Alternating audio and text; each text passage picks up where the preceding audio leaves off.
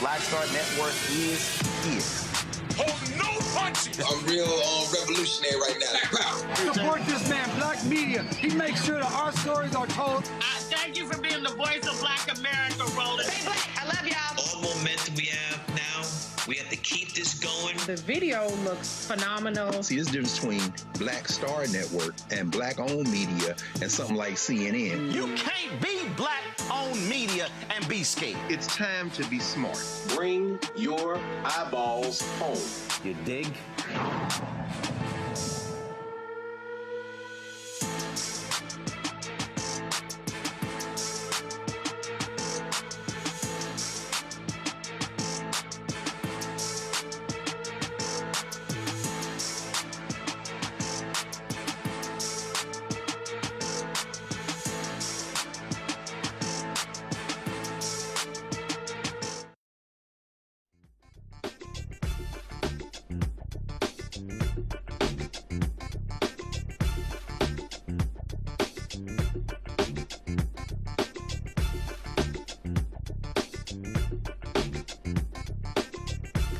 Folks, today is Thursday, May 21st, 2026. Coming up on Roland Martin Unfiltered, streaming live on the Black Star Network. A possibly innocent man was spared from execution in Tennessee after executioners struggled for over an hour to establish an intravenous line. Governor Bill Lee said the state would not attempt to execute Tony Carruthers again for at least a year, allowing his attorneys more time to prove his innocence. Democratic National Committee has released the party's autopsy on the 2024 election following significant pressure to do so. What does it show? Lots of different things. They blame Biden's White House for not doing more with Vice President Kamala Harris, but also shows you a lot of white strategists got millions of dollars. Very few black people. We'll talk with Vice President Harris's former communications director, Ashley Etienne, about this issue. Black Men Vote has published a new poll indicating an engagement gap among young black men in key states ahead of the 2026 midterms. I spoke with South Carolina Congressman Jim Clyburn about his state's efforts to eliminate his congressional seat, and also we talked about the importance of 18 and 39-year-old voters getting out to vote. In the race to fill Senator Mitch McConnell's seat, Congressman Andy Barr will face former State Representative Charles Booker. Booker will join us on the show. Plus, in tonight's Shop Black Star Network segment, will feature a college project that's now bringing flavors from the South American country of Guyana directly into American kitchens. It's time to bring the funk on Roland Martin Unfiltered on the Black Star Network. Let's go. He's got it. Whatever the miss, he's on it. Whatever it is, he's got the scoop, the fact, the find. And when it breaks, he's right on time and it's rolling. Best believe he's knowing. Putting it down from sports to news to politics. With entertainment just for kicks, he's rolling. It's on go, y'all. It's Roland Martin, yeah. Rolling with Roland now. He's funk, he's fresh, he's real, the best, you know he's Roland Martin now.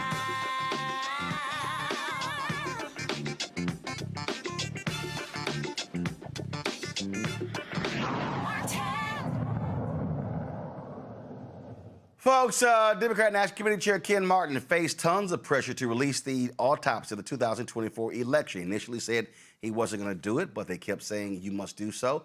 So he did. The 192-page report outlines various issues that plagued the Democratic Party during the last presidential election.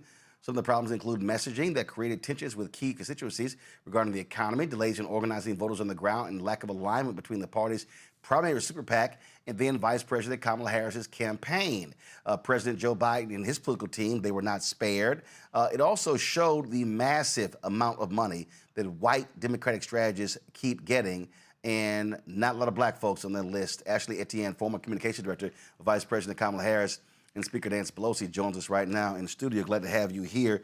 We talked about this here. You said that it needs to be released. And so what do you make of what they dropped? Well, I think it's a complete failure of leadership on the part of Ken Martin. He had a choice. Instead of releasing a forward-looking document that laid out a strategy to address the bleeding support among black voters, the growing trust gap among black voters that we're seeing, to your point, you talked about the survey there. Instead, what he did was he released a report that was half-baked, that he critiqued.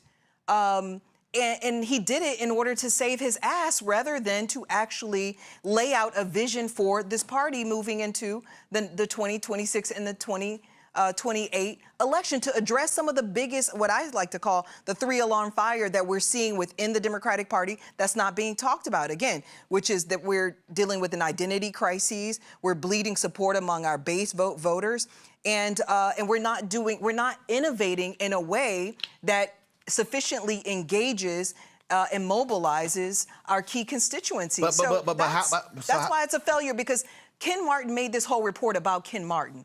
Meanwhile, democracy is failing. Meanwhile, Black people are suffering the burdens of the failure of this particular party. 600,000 Black women are out of a job, 8.5% unemployment, 400 years of Black progress undermined in the last 2 weeks with the gutting of the VRA. He owes us an explanation as to how the money was spent. There's 600,000 Black women, also 800,000 Black men. Absolutely. Both those numbers are up, so we can't ignore that. But here's the deal here, and this is what also jumps out. What you just laid out, true. But what you also have seen, though, are Democrats that have been winning elections all across the country. Sure. So the problem is the positioning as if the party's on fire, but when you look at these individual races, they've been winning. Sure. And I think this is where the disconnect is. There's a difference between national party. There's a difference between national party. When you start talking about presidential, Senate, and House, and then we start talking about local races, mayoral races, state races, where Democrats have been winning. And so those candidates have been crafting their own messaging, doing things their own way.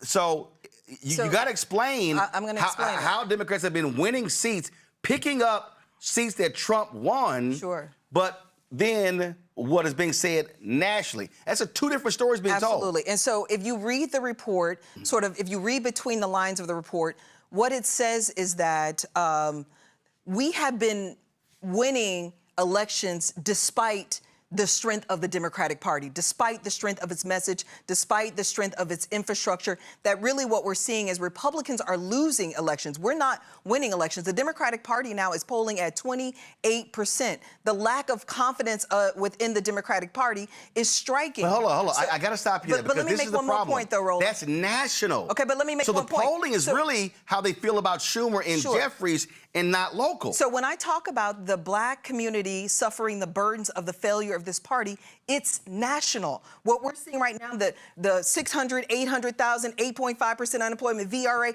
that's a national issue. Right. So it still matters nationally. The other reason why it matters is your viewers have to understand that this is a business, okay? It's an $8 billion business annually.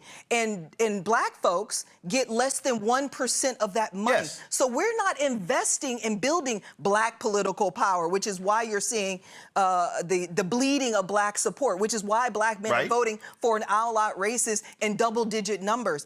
We're also not innovating. We're not making investments in Black media. We're not making investments in Black influencers and Black consulting firms. We're not making those types of investments that would equal out to better electoral outcomes for Black people. So wherein we might be winning locally, we're failing nationally, which is having the biggest impact on Black people. Right, but this is the whole point. And so we have to focus on that. I understand that. We should never let the party off the hook. I'm not letting them off the hook. Yeah. But here's how I see when we look at these things. Sure. There's a difference between what regular and ordinary people are saying, doing out there, and then what's being said in D.C. and New York. Absolutely. It's a totally different deal. Absolutely. And so anytime I see those polls, anytime I see the dude on CNN, he's like, oh, my God, look at Democratic polling numbers. And then you go, but they won this mayoral race, they won this county commissioner race, they won this state race, they won this state race. And so what I think is happening is, look, every time I talk to Nikki Fried, her whole deal is, okay, whatever y'all doing in D.C., go right ahead. Sure. We're going to execute a different strategy here. And I think what you've seen are folks say, we're not getting the leadership that we think are deserving from national, so we're going to run this the way we think we should run it. Hold on. So what should be happening, national Democrats should be, I believe, listening more to what is working in different places. The mistake that I keep seeing, if we talk about narrative, they are allowing national media to craft the narrative that Mamdani is the future of the party. And I go, well, he won in New York, but the brother won in Cleveland. Sure. The brother won in Georgia. The brother won in Birmingham. So there were other mayors who were elected beyond him. But national media, cable news shows, and broadcasts craft this whole thing as if, oh, it's all Mamdani. And I'm like, but it's not. And they're like, yeah, but he's the mayor of New York City. I'm like, yeah, but the mayor of Atlanta counts, the mayor of Cleveland counts, the mayor of Birmingham counts. And so I think what we are seeing are grassroots people saying, you know what? We can't wait on y'all anymore. Absolutely. We got to do our own thing. And that's what I think, what I see happening.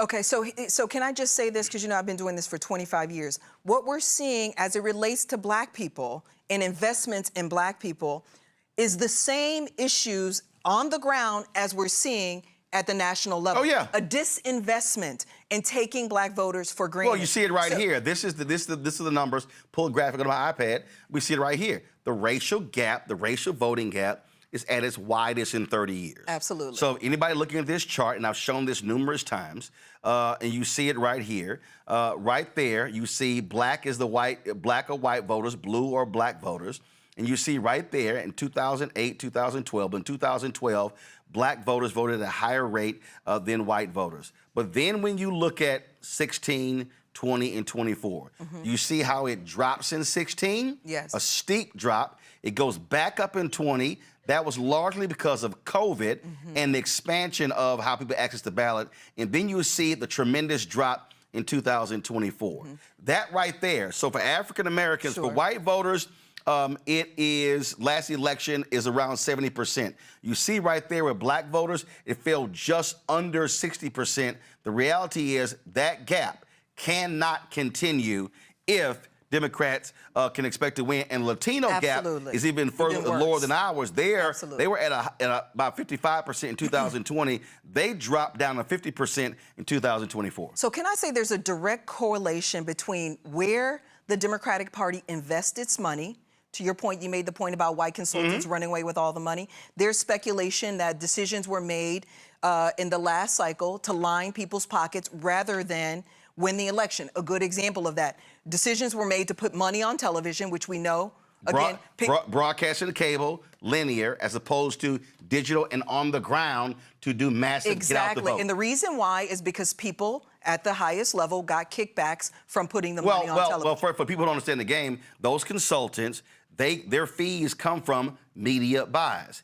They don't get the same fees if you're putting it on the ground in Philadelphia to turn out black voters. So the strategists, what they do is they tell campaigns, no, TV radio, TV radio, because that's where they make their money. And so my point is there's a direct correlation between who's making the money, who's making the decision, and black electoral outcomes. Oh, yeah. There's a direct correlation. And so my point is we've got to do exactly what Vice President Harris said recently when she was at NAN. She said that black voters need to become more transactional. And I firmly believe that. And so in this moment, on the heels of this particular report, my recommendation to us would be to coalesce black power to ask these very hard questions, which is, how was the money spent? Where was the money spent? Why are we not making strategic investments that are innovating how we engage black voters? To your point, the reason why we're bleeding support among black voters is also because we don't have any level of intimacy with black voters. We wait until the 11th hour consistently. And the report consistently says this, consistently waiting to the 11th hour to engage black people, and then what we do is we straddle them with obligation. And the report talked about that. Exactly. And in fact, you talk about the numbers. So go to my iPad. This is a graphic from you see combined IE spending, independent expenditures. So the top 30 payees from both parties account for 74% of the total IE. You see right here, Waterfront Strategies, Inc., Democrats, way more. They more than double the nearest Republican group at $861 million. So Waterfront Strategies got 23% of all the money over a 12-year period. Across the ecosystem. So they got 861 million. Then you see 4 Republican companies. Then you see Bully Pulpit Interactive, Amplify Media, OTG Strategies. They're next, 85, 78, 71 million. Then you go down, Targeted Platforms, C+, Gambit, Great American Media, and Wavelength, Sage Media, MVAR Media, Bernie Consulting, SKDK, Knickerbocker. And the reality is, none of those are black firms. None of them are black. Very few of them, very few even have a black principal. And so what then happens is when the decisions are made, listen, we're not at the table. They nickel and dime. And I can tell you there are a couple of firms on here I see who contacted me and came at me with small amounts of money. And I was like, I'm not doing that. You want me to run ads for how long on my platform? I remember one of these firms offered $8,000 and they wanted ads run for like 2 weeks. And I'm going, are you crazy? And then one time it was $10,000 and they thought that lasted like 45 days. I was like, are y'all crazy? Put it in context. How much are they spending on? Right. No, that's what I'm saying. And so when you got these yahoos out here, the only reason people know how much I got in advertising because I refused to deal with these firms because they were nickel and diming. I said to the Harris campaign, if you're going to take out advertising, then you need to pay me direct because I'm not dealing with those firms. One of these firms, literally, I got the email. They wanted me to sign an NDA before I even discussed what the potential ad buy. I said, I'm not signing an NDA. And so these are the games that they actually play with us. And so when you had these black people like, well, you got $350,000. I'm like, the total black spend, the total black-owned spend was $22 million. That's all black-owned media. The total from the campaign alone, they dropped some $600-800 million. We ain't even talking about that PAC where they spent some money as well. So these black folks are tripping, and I'm like, $600 million from the campaign. Black folks, black-owned media got 22, and I even had some black people say, you shouldn't even get advertising. You should be doing it just because. And I'm like, I'm sorry, Comcast, Disney, Sinclair, Tegna, Nexstar, iHeart, Cumulus, none of those media companies run ads for free, but some of y'all want black-owned media to run stuff for free. That's stupid. But my point is the reason why this is outrageous and we should be outraged by these numbers is because we, again, are bearing the burdens of the failure of this party. These decisions that are being made, okay, they're on our back, okay? Again, should I run through the numbers? 8.5% unemployment, VRA gone. Right. We no longer have voting rights. This is why this party owes us an explanation. But this decisions. report does not even name names. Part of the deal is the white, we got to say what it is. Sure, the but white this Democrat, is actually, let me just the tell white you, strategists who control the apparatus. Absolutely. And let me tell you, I've been in the party for 25 years. It's the same 5 to 8 people that make all the strategic decisions and that make the money at the end of the day, okay? And are not held accountable for their actions. Including the few black people who are in the room who are not speaking up even louder. Okay, I don't even want to get into them because that's a whole nother but my level whole point of betrayal. I don't even. You're right. I get it, but my point is it's a level of betrayal. But my point is, if we gonna call it out, we call it out. Yeah, we got to call it out. And so what I'm saying is we need to, on your show, you've got the power to do it. We need to I've been doing it for years. I know, but I'm just saying we need to coalesce and demand that the party answer these questions because, again, white people, these white consultants aren't affected the way we are. Right. They're buying boats in the third houses, okay? Meanwhile, we can't even eat. Meanwhile, we don't have voting rights. We're trying to figure out what are we going to do across the South, and that's where the migration of black voters are headed. So they owe us an explanation. And so before Ken steps down, because I do believe he's likely going to step down, he and the party owes us an explanation, and we need to demand it. As Vice President has said, we need to become more transactional, become clear-eyed that this is a business and the whole party rides on our back, and somehow we are bearing the cost of their poor decisions to line their pockets and not win the election. Well, that also has to happen when the African Americans who are also players in the party, meaning those CBC members, meaning those black delegates, meaning those black mayors. Because what often happens is they're making requests as opposed to saying, no, we ain't moving. I'll never forget 2016, Fudge, Congresswoman Fudge. It was a story in the New York Times when she called out the Hillary Clinton campaign. This was in October, way too late. But she was like, yo, y'all want us to volunteer. It happened in 20, it happened in 24. No, but I'm giving same story, I'm giving a specific example. Okay. She called them out. She said, wait a minute.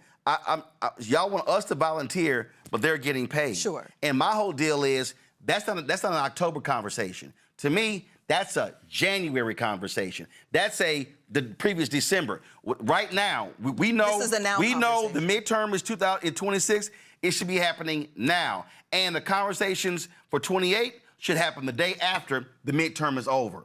Right, absolutely. And my point is, I've been in these war rooms. In every cycle, we're begging for money to turn out black voters, specifically black men, 30 days out from an election. And it's stupid. And to your point, everyone who you just named is fully aware of that dynamic. Why is that consistently the dynamic?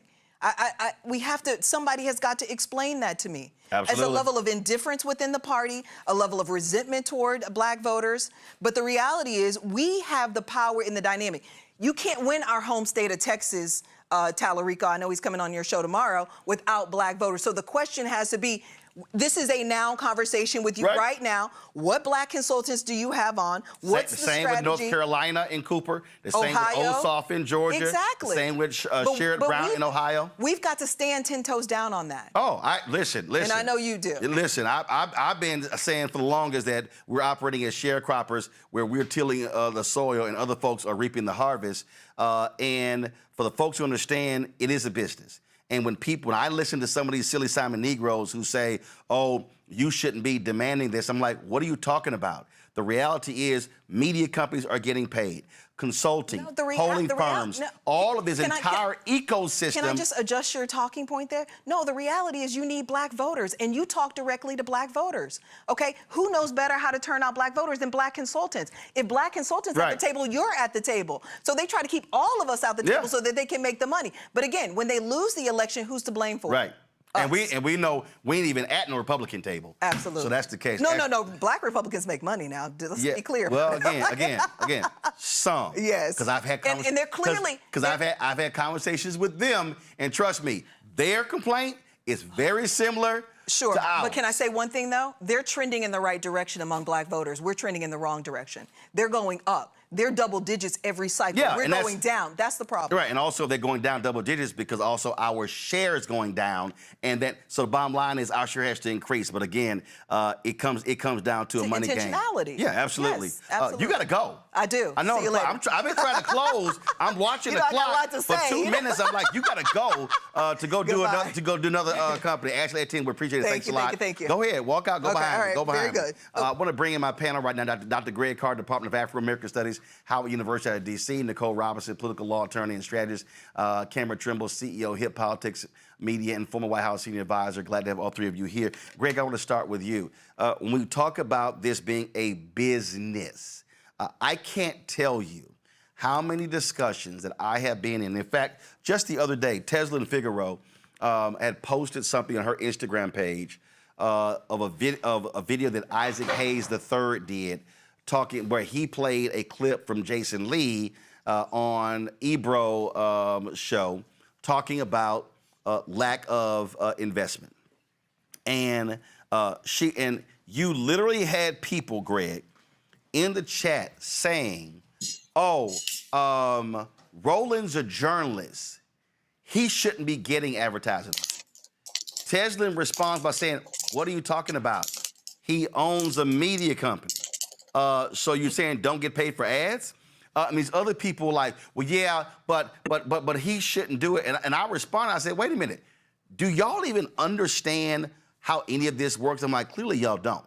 I'm like, every single newspaper, website, podcast, television, local station, network, radio station, syndicated, all have sales teams, and they all get paid. In fact, every publicly traded company, every single one, when they have their quarterly earnings calls, they say, "Oh, we anticipate in the third and the fourth quarter an 8, 10, 15, 20% increase in revenue due to political ad spending."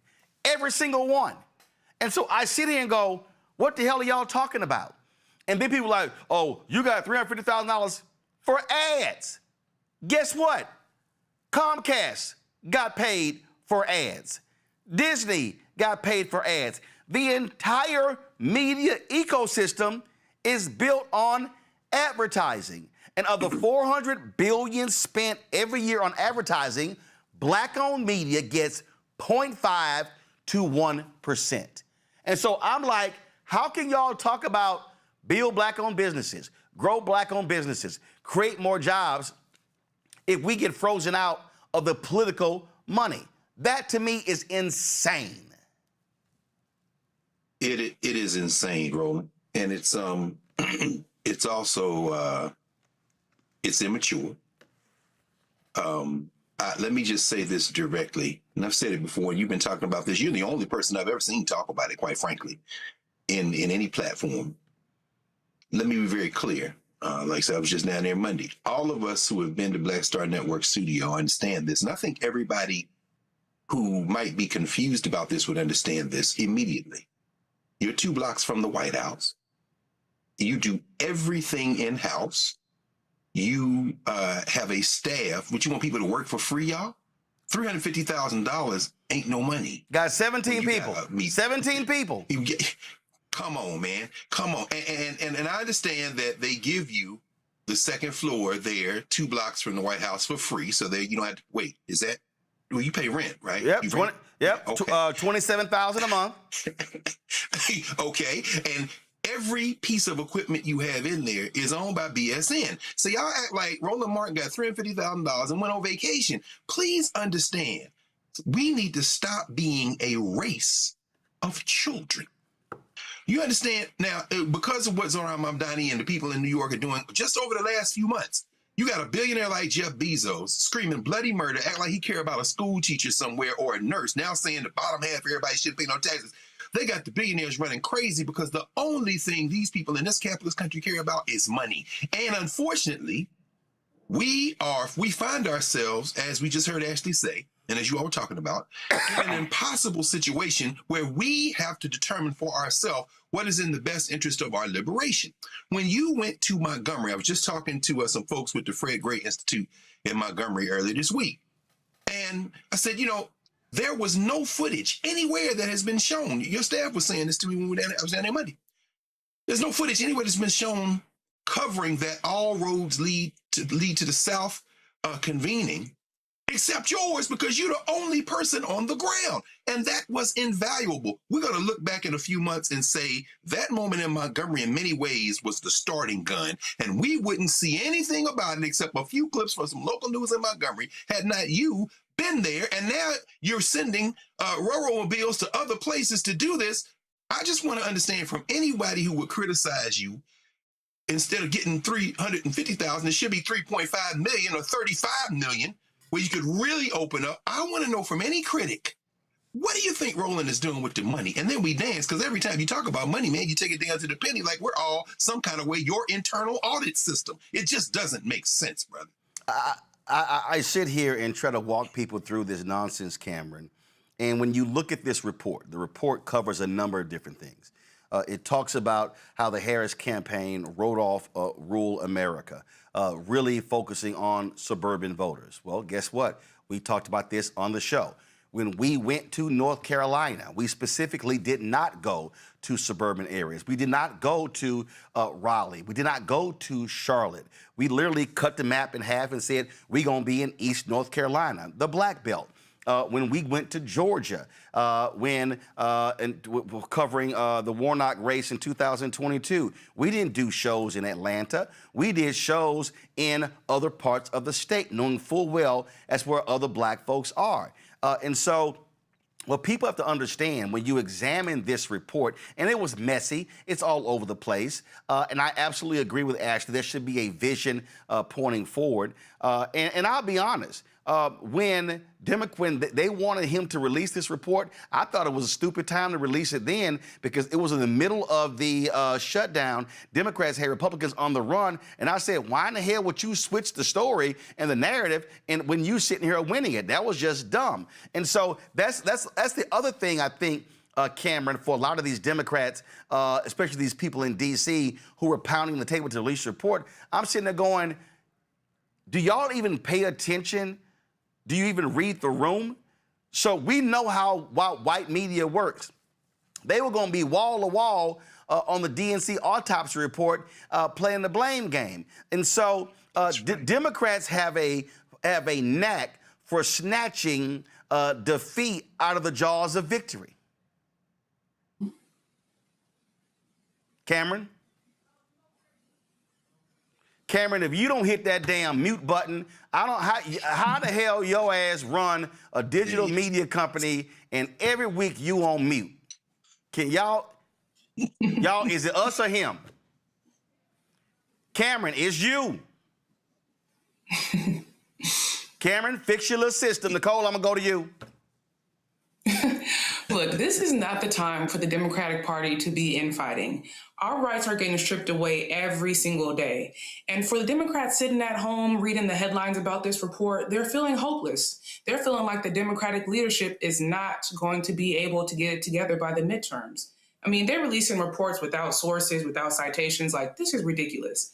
But, I mean, I do hope that Democratic leadership pays attention to the findings in this report because although the midterms are coming up pretty soon, there is still some time to pay attention to the voters that have been neglected for years. We cannot let anyone sit this out. And so the Democratic Party truly needs to get it together well before the midterms because we don't have time for 30-day runs to try to capture more voters. We need to start working on these issues now. All right, Cameron, you finally got your situation together? I did, brother. Can you hear me now? Yeah, we can hear you now. A couple things that just some disclosures. One, I was definitely interviewed twice for this report, and I think everybody who is on the inside and understanding, as at least at the national level, who've been involved, understood this report was coming and had gotten previews and heard a lot of whispers as early as last summer about some of the things that came out in this report. And then two, specifically, and this is, I think, how our relationship really advanced in 2020, when I was the National Director of African American Paid Media and Advertising, we did a lot of direct negotiation and understanding, and there was a lot of education you gave me coming into that process. And something that this report showed me and also knowing those numbers, the 2024 election cycle, Biden and then switching over to Harris raised almost $1 billion more than we did in the 2020 election cycle. But I can proudly say that me, as a person who had the decision-making power to run the paid advertising program, I still hold the record for the largest amount of spent on Black-owned media, even though the campaign after us raised almost $1 billion more. And let's be real clear, that record was paltry. I mean, the amount was still, the fact that it was a record and the amount was paltry. Because with a lot of viewers and just giving insight into how a lot of this works. And let me say this here, Cameron, you right there, I ain't got a problem saying it. When the Biden folk, in that campaign, they initially came out 20,000. I was like, you out your mind. Then they came back at 100,000. You out your mind. 200,000. You out your mind. 300,000. I wasn't running ads from September to November for no $20,000. I know my worth. I know what other people pay. And it was like, I know what they also pay out. I'm like, here's the number. And I said no. And then even when we signed agreed to 300, I still called them out after they did. And people called me like, man, what's wrong? I was like, because the 300 was bullshit. I mean, I must call it what it is. But again, white media don't have to do that because they get millions. Millions.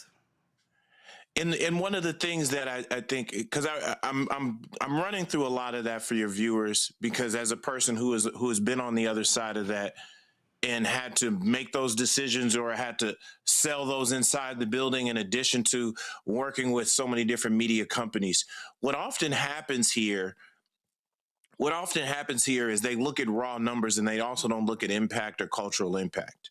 When you start thinking about the impact that you and several Black-owned media, and this is the Black-owned media space has only matured in the last 4 years between 2024 and now 26, with so many more digital outlets. At that time, you really just had yourself.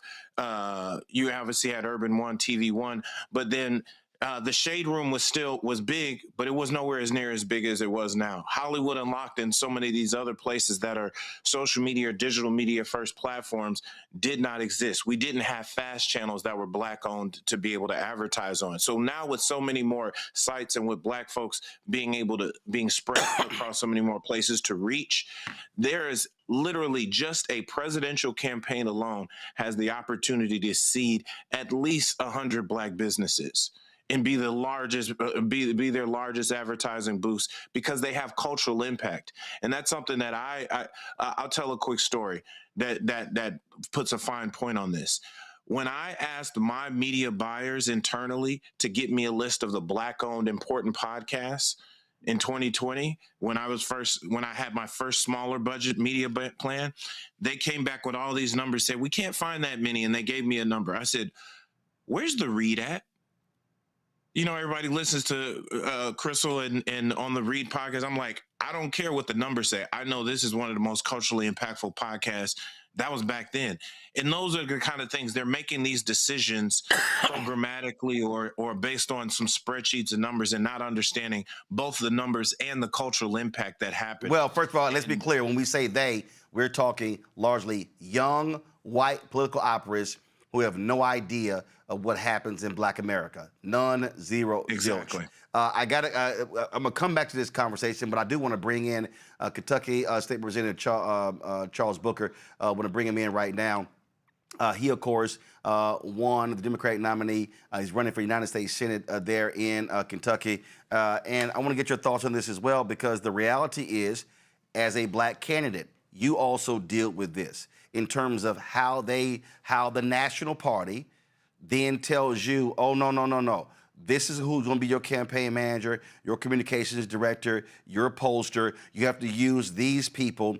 And you're probably sitting here going, ain't none of those folks from Kentucky. They don't know this state. They don't know the media markets. And I've seen this. I've seen this happen with other Black candidates, Val Deming in Florida. I've seen this happen with Sherry Beasley in North Carolina. I can go on and on and on. And this is the problem with the entire ecosystem. And what they really want to do, and you can speak to this, and I just know this for a fact, what they really want to say is, hey, listen here, Booker, go on over there and you just campaign. We got this. We are running the campaign. You're the face of it, but we are running this. That's really how these things work. Well, first of all, it's an honor to be with you, brother. I appreciate your voice, and you're so right. You're having a conversation about how do we tell the story that actually changes things and empowers our community, which will uplift everyone. And as a Black candidate running for U.S. Senate in Kentucky, we fall in all the blind spots. We are often told that we perform, we turn out, we do the work, but our voices, our brilliance is exploited or is diminished. And a lot of people are frustrated with this status quo. And that's why this campaign is so important, because we're building it in spite of the big consultants or the dynamics that would say campaigns like this, candidates like me, should not lead, should not be at the forefront. But if you're lifting up the voices of regular people, if you're speaking to the needs people face, you're going to find a coalition ready to get behind you. And we've proven it. So you're exactly right. We have to uplift the platforms that tell the story. We have to uplift the candidates that tell the story. And we have to build the coalitions that will ensure that our businesses thrive, our communities thrive. And that requires a U.S. Senate that will actually work for us. Because, of course, we've had Mitch McConnell my entire life, and he's just sold us out over and over again. We're tired of all of that, and I appreciate you helping to shine the light. And the thing here is, again, we're talking about how do you win. I mean, the reality is you have to look at and study the map. And when we talk about you running in Kentucky, and I say this all the time to a lot of people, you in Kentucky, you cannot run the same as somebody in Georgia. You can't run the same as somebody in Pennsylvania. When you run statewide, it's different than when you're running for a congressional race. And people really confuse this because you are appealing to different constituencies that at the end of the day, your job is to get one more vote than your opponent. That's exactly right. There is no one set playbook for how you win. This is about building relationships, and that requires trust. It requires consistency. It requires showing up over and over again. It requires listening. It requires delivering results. And that's what I've done for years. The reason that I've won this primary with the margin that I've had, and the reason that I've been in a statistical tie with Republicans this entire time, although they have outspent my campaign, is because I've earned trust. And that's what's important in our politics right now. We have to get back to building community, which means showing up on the ground, speaking to issues, not about partisan division, because whether you're Democrat, Republican, Independent, we're all getting screwed. And we need the type of leadership that understands our struggles, that can speak to our needs. And that's why my candidacy, I believe, is so critical and is inspiring so many new voters, because I come from the hood. I come from the struggle. Food stamps and free lunch. I'm a type 1 diabetic, had to ration my insulin to feed my girls. I've lived a lot of the stories Kentuckians know well. And it's because of that, they see the policies I'm fighting for, and they know I really believe what I'm standing on. And that's why they're coming into this campaign in droves, and it's why we're going to win this race. But you're exactly right. So let's talk about how do you win. Last time around, you lost to Amy McGrath. This time around, you beat her. When you ran against Senator Rand Paul, 2022, you lost by 24 points. That's huge. What have you learned, and what do you see as the path to victory? And the reality is, listen, black numbers are not big in Kentucky. So you're going to have to convince a lot of white voters to vote for you. What is your messaging to them? What is your strategies to reach them? Because the reality is the reality. Many white voters in red states who are poor often vote against their own economic interest. I remember stories from 2016 and 2020. There was a woman in Kentucky after the 2016 race. She said, "Oh my God, I'm so happy Trump won, and I'm glad he's going to get rid of Obamacare, but he bet not touch the Affordable Care Act." And I'm sitting there going, "You have no idea it's the same." I see Scott Jennings on CNN touting Kentucky, but I look at those numbers of the people who are on food assistance, who are on Medicare and Medicaid, huge numbers in Kentucky. How are you going to flip those people and convince them to vote for you, a black male Democrat? Well, you know, some of the reason that we are going to win this race is actually Donald Trump. Honestly, and everything that you said is right. This has been a work in progress. I've told folks this is like Rocky III for me. We've been laying foundation. We've been building relationships. We've introduced a new concept of politics because Mitch McConnell was elected when I was 2 weeks old. So we've had a status quo that has really screwed us over my entire life. And a lot of folks have just concluded things won't change because they've been the same for so long. So showing up in community over the years, I've been able to build trust. But one of the things that's really important right now, people ask, well, what's different for you, Charles? My message is the same. That's the power of this campaign. What's different is everything else around us. Every single cut that Trump has made, every decision that he's made that has hurt farmers, that is hurting those factory workers, that's hurting our veterans, that's hurting people that are trying to get health care, we're being hit hard in Kentucky. And they know it's not Joe Biden. They know it's not Barack Obama. They see Donald Trump, and they realize that he's trying to protect the Epstein files instead of protecting their children. And so when you see these No Kings demonstrations around Kentucky and around the country, but especially here, it's not just Democrats that are out there. These are lifelong Republicans. There's a reason that people have been taking up their Trump signs and putting down Booker signs because they're so fed up with the status quo. They thought Trump was going to drain the swamp. Now, a lot of us understand through the lens of race and history that he was BSing.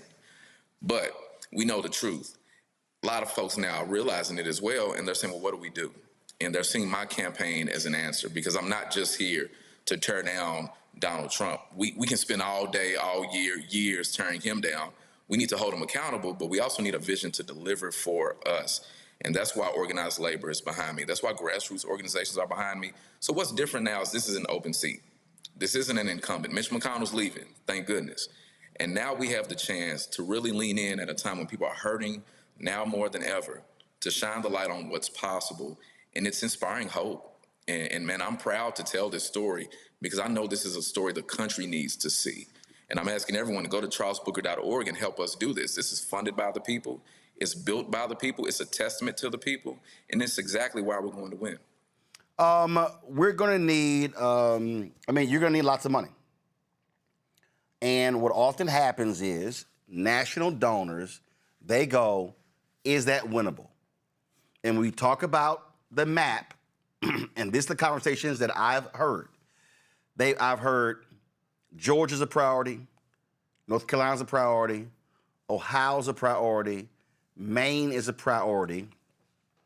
And then the next tier, they say Iowa, Alaska.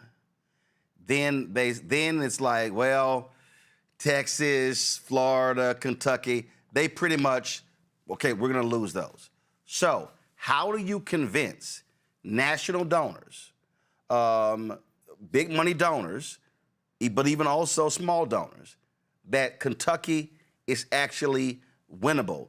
Because they look at Amy McGrath, veteran, pilot, all this sort of stuff. She ran against McConnell. She raised an insane amount of money and got crushed by him last time. Well, it's twofold. One, I understand the cynicism. I'm a lifelong Kentuckian, and I understand that in a lot of conversations, we're not even at the table. So I get it. But what my ask is, if we're seeing what's happening in this country and we're seeing what's happening globally, we have to compete everywhere. And we're making the case easy because we've built the infrastructure. We have mobilized new voters. We've been training people for years. My organization, Hood to the Holler, has been helping to empower folks who got their rights restored so that they can engage the democratic process. We're expanding the map. And in 22, when I was the nominee for Senate, a lot of people reflect on that. Yes, we did not win at the ballot box, but we outperformed Amy McGrath's campaign, which was one of the most well-funded Senate campaigns in history, with about $6.7 million. So we showed what can happen if you engage people, even when we didn't have the money. And now with this being an open seat, knowing that we need to flip the Senate, if we do the math, we flip Kentucky, we flip the Senate. So we have a state that is being crushed by Trump. People are fed up. They're mobilizing with my campaign. We have the infrastructure to lead them to the ballot box. Now we just need a little bit of investment. We're showing what we can do a lot with a little. And so I'm asking folks to take a chance anyway, because what we see from Trump is that there is no bottom and that they're not going to stop because it's the right thing to do. The gutting of the Voting Rights Act, that's brought to you by Mitch McConnell. Donald Trump is brought to you by Mitch McConnell. So if you don't think Kentucky is important, remember what Kentucky has led to with Mitch McConnell 4 years. Give me the chance to help clean up this mess, because if we flip Kentucky, we flip the U.S. Senate, and we're ready to do it. Indeed, indeed. Charles Booker, certainly good luck. Again, where can people get more information regarding your campaign? Go to charlesbooker.org. Thank you for your investment. All right. I appreciate it, man. Thanks a lot.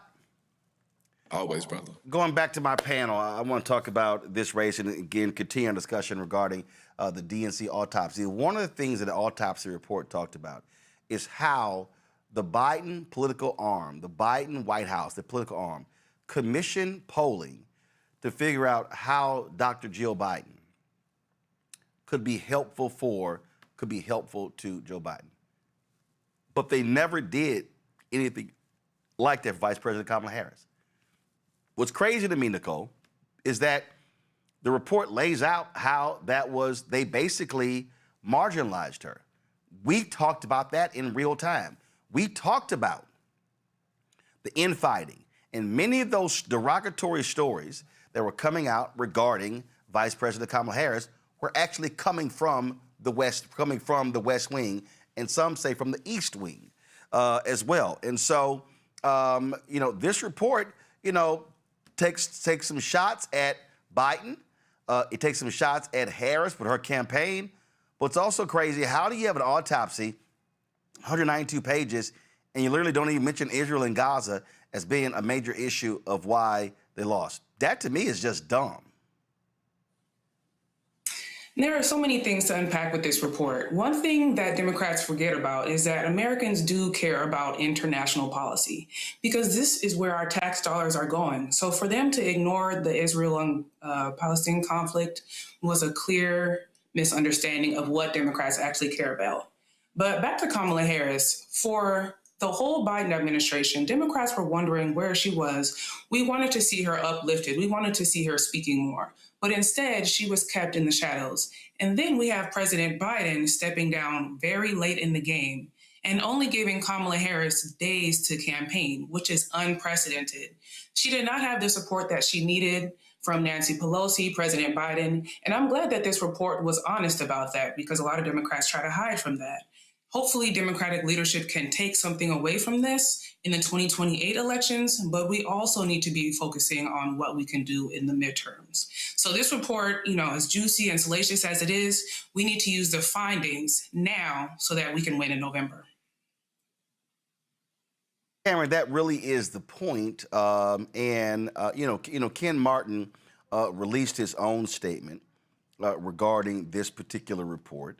And he shared it with the public, and I'm going to read that for you. Give me a second. And I think Ashley's on the money where he still has to articulate really what that vision is moving forward. What he said was, when I was elected DNC chair, I commissioned an after-action review of the 2024 election that I wanted to be honest and transparent and with actionable and specific takeaways for the future of the Democratic Party. When I received the report late last year, it wasn't ready for prime time, not even close, and because no source material was provided, it would have meant starting over. I could not, in good faith, put the DNC's stamp of approval on the report that was produced. After last November's massive Democratic wins, I didn't want to create a distraction, but by not putting the report out, I ended up creating an even bigger distraction. For that, I sincerely apologize. For full transparency, I'm releasing the report as we received it in its entirety, unedited and unabridged. It does not meet my standards, and it won't meet your standards, but I'm doing this because people need to be able to trust the Democratic Party and trust our word. And Cameron, I'll say it again. I got no problem. I thought it was stupid for Democrats to release the report last November. They had, for the first time, again, when I looked at 2025, it took Democrats 9 or 10 months to really finally have a message. That began to crystallize during the shutdown. It would have been stupid in the middle of a shutdown when they actually, when we look at the polling data, when they put Donald Trump on the ropes and Republicans to release a report. So now you're changing the story. That would have been dumb. Again, that was in November. But you've had the folks at Positive America and others who were pounding on Martin, release it. Then he finally does. And so, okay, fine. And then when you look at the report, I mean, he's absolutely right.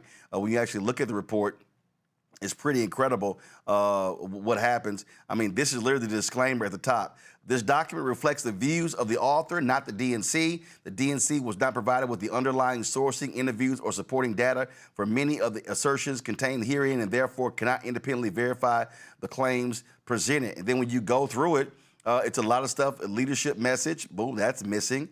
And then there's no executive summary. So it's a whole lot. And so it's like, hey, man, here, just take this thing and let's get on the way with it. Yeah, I think two things. One, this report needed to happen, and in the spirit of what we got to flash back almost 2 years now in 2024, coming off of that devastating loss of Kamala Harris and so many other losses in losing the House and so many other losses. Everybody had heard all these huge numbers and all this money that was raised, and they thought we were there, and there was just a crushing defeat, and people wanted to know.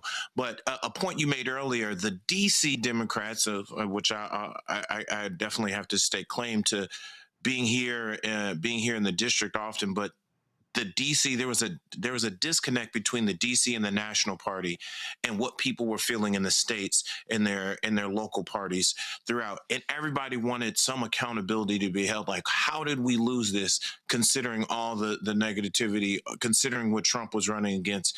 Trump had been impeached. Trump was a 30+ time felon, like all these different things. And we could not believe it. So if you were running for the chair of the Democratic Party at the time, having an autopsy and holding people accountable on how that money was spent and how those resources and decisions were made was a critical point in order for Ken Martin to even be able to win. So that was a promise he and other candidates were making in 24. Fast forward to when this report was ready to be released, you're right, it should not have stopped the momentum of the shutdown. But it still did need to be released. There was probably no ideal time. If anything, they should have did it in January, February, and gone ahead and got it out. and let it be said. So we had enough time to have a vision forward. But now what this does, and what this does, and I think what is going to get buried in this is that now Democratic voters around the country don't know what to believe. Because all they're doing is saying, hey, this report, we can't verify. We can't verify. Well, what can you verify? What did happen? And what is happening? What is going to happen? What investments are you going to make? What did you learn from 2024 that you're going to apply, not in 28, but this year? Because stuff is happening falling around now. And like, we're scared that we're not even going to have a free and fair election. So I think this is a time where I'm glad this is out. I do think we should move on past some of this, but we do need to take some learnings in terms of, hey, we need to invest in all 50 states. We need to invest in rural communities as much as we need to do in cities. We need to invest in Black-owned media and Latino-owned media and Asian-owned media. We need to invest in the people who actually prop this party and keep this party up. We need to get out and knock doors now. We don't need to just spend money on traditional TV. There are so many different tactics and ways to reach people, not just through media, but also through digital organizing, relational organizing, real time. And we need to do it now and at the highest level. And you need to communicate a vision on how we are going to stop being gunned down in the streets, and how we can make sure that every single person who wants to exercise their right to vote, whether it's through early vote, whether it's through the mail-in ballot, or whether it's walking in the polls on an election day and not having to fear ICE stopping them or snatching them off of the street, like, those are the things we need to be focusing on and learning from that, as opposed to dropping an unabridged report and then still giving us no direction and no answers. But one of the things that really jumps out at me on this, Greg, is this. And it's just being very honest.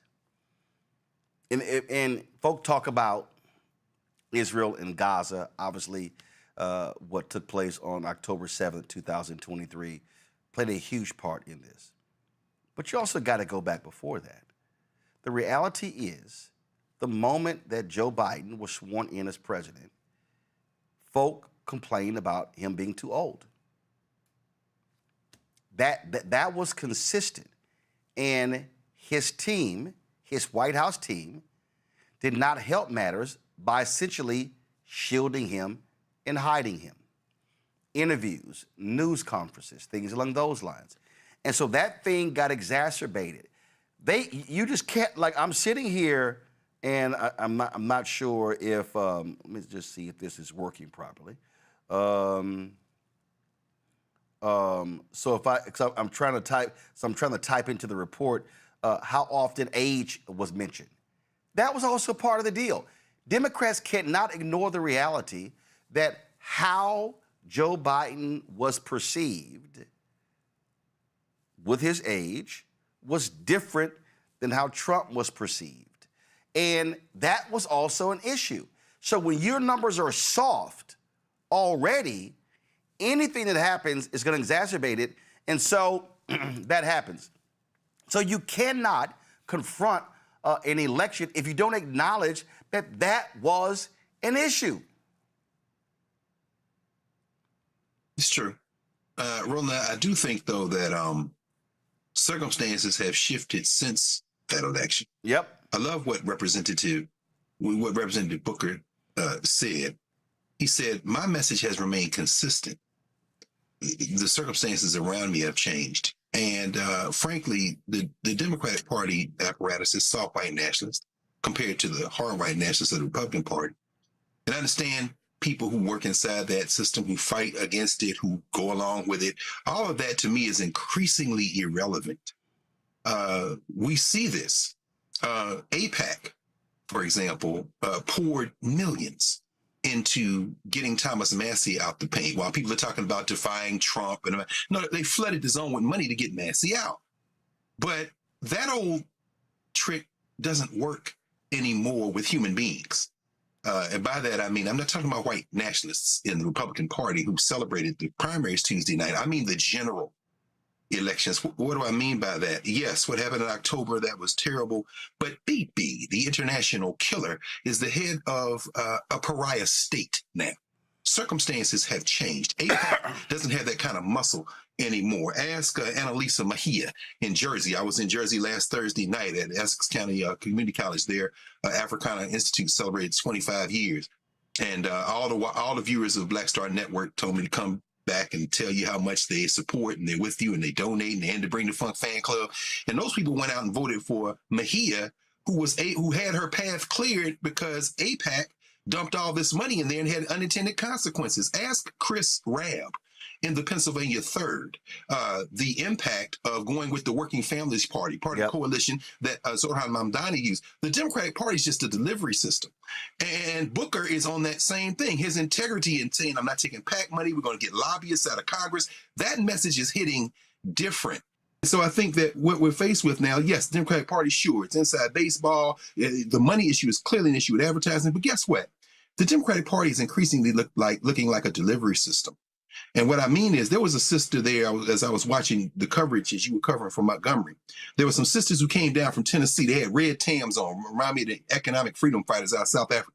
And this one young lady was like, I don't give a damn about no gerrymander. I don't care about, and then when Latasha in the interview with you said, this ain't about citizenship. This is about building a different kind of society. Guess what? About the Democratic Party, and we never have. What we care about is our self-determination and our liberation struggle. And if we need to use you as a delivery system, we will. You need to certainly redistribute that money. But if you smart-ass white boys think we're going to somehow be beholden to whatever your political philosophy is, I think Booker can win in Kentucky, but it's going to be based on organizing and people. I think that as we saw in Pennsylvania with Bob Brooks in the Pennsylvania 7th, I think the thing now is trending toward running away from both parties, but using them as a delivery system. We've seen it with the Tea Party. We've seen it with the MAGA movement in the white nationalist side. And I think we're increasingly beginning to see it in the Democratic side with people who say, we'll just use you to get on the ballot, but we're not listening to none of y'all. And what you just nailed is what I am consistently saying. When I listen to these loudmouth yahoos who love to say, oh, you're a shield, you're this, oh, you're just speaking for Democrats. As you said, it's a delivery system. It's a delivery system. Yeah. And I'm not dumb like these loud mouths are. This is very simple. But when I was coming in, it's an increasing number of these silly Simons out here who are touting MAGA and saying, oh no, and then they want to use all the talking points, Republicans into slavery, the radical Republicans, 13th, 14th, 15th Amendment, all that. They always skip over the Lily White movement. And they go through all this sort of stuff like this here. And I always go, okay, but can you talk about 2026?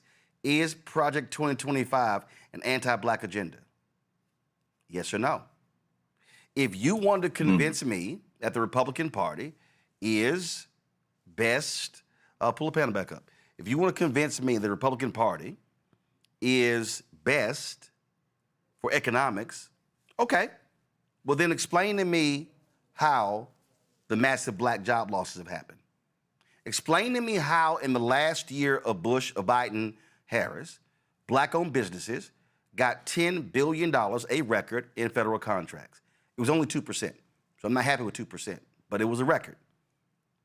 It's 1.2% under Trump.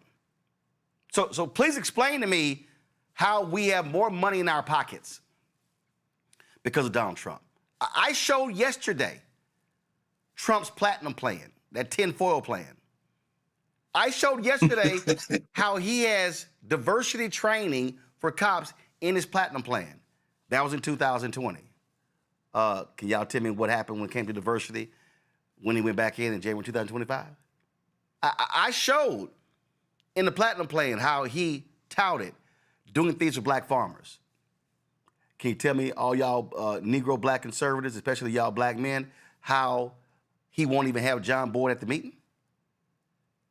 See, we ain't gonna deal with emotion, okay? When Stephen A. says, I wish for one election, we all vote. First of all, that's stupid. Why would we self-lynch? Why would Black people all vote for the Republican Party during an election to further disenfranchise ourselves? That literally is the Republicans would say, man, they got to be stupid. If you thought Trump was, when he said, thank y'all for not voting, they probably would say, they got to be dumb as hell. They voted for us, and we screwing them over. That's stupid. See, so I'll debate any of these black conservatives, any of them, and we can go through the undeniable facts and say, is their agenda anti-black? It's undeniable. So if the Republican Party's agenda is anti-black, and I only got two choices, well, then who do you think I'm going to vote for? Which now means that if I vote for Democrats, as Greg said, that's the delivery system, I now, after the election, have to continue to apply pressure to make sure you do it. That's right. I'm just going to use what Republicans did. Right. Guess what? The Republican base even pissed off Trump when they demanded release the Epstein files. Why? Because Republican candidates ran on it. Let me say it again, y'all. That's right. The Republican base lit his ass up. Why is Donald Trump right now, why are his numbers so low? Because the Republican base said, we believe you when you say you were against wars. And now your ass do what you did to Venezuela and what you did to Iran, and you threatened to overthrow in Cuba. That's also why his numbers are there. So he's actually facing criticism from his base. And let me be perfectly clear. And see, this is where Democrats always mistake. The Republicans will be pissed off with him, but they're not going to sit elections out. Right. Because what they'll say is, you're pissing me off right now, but we still want power. So if we keep you in power, then we're going to pound on you for 2 more years to get us what we want. The mistake that we make, meaning black people, and the mistake that progressive whites make is we go, I ain't voting. Thus, guaranteeing they're going to win. That's right. The only reason they keep winning is because they're winning with fewer votes. So we actually help their agenda when we check out of a process. It is a delivery system.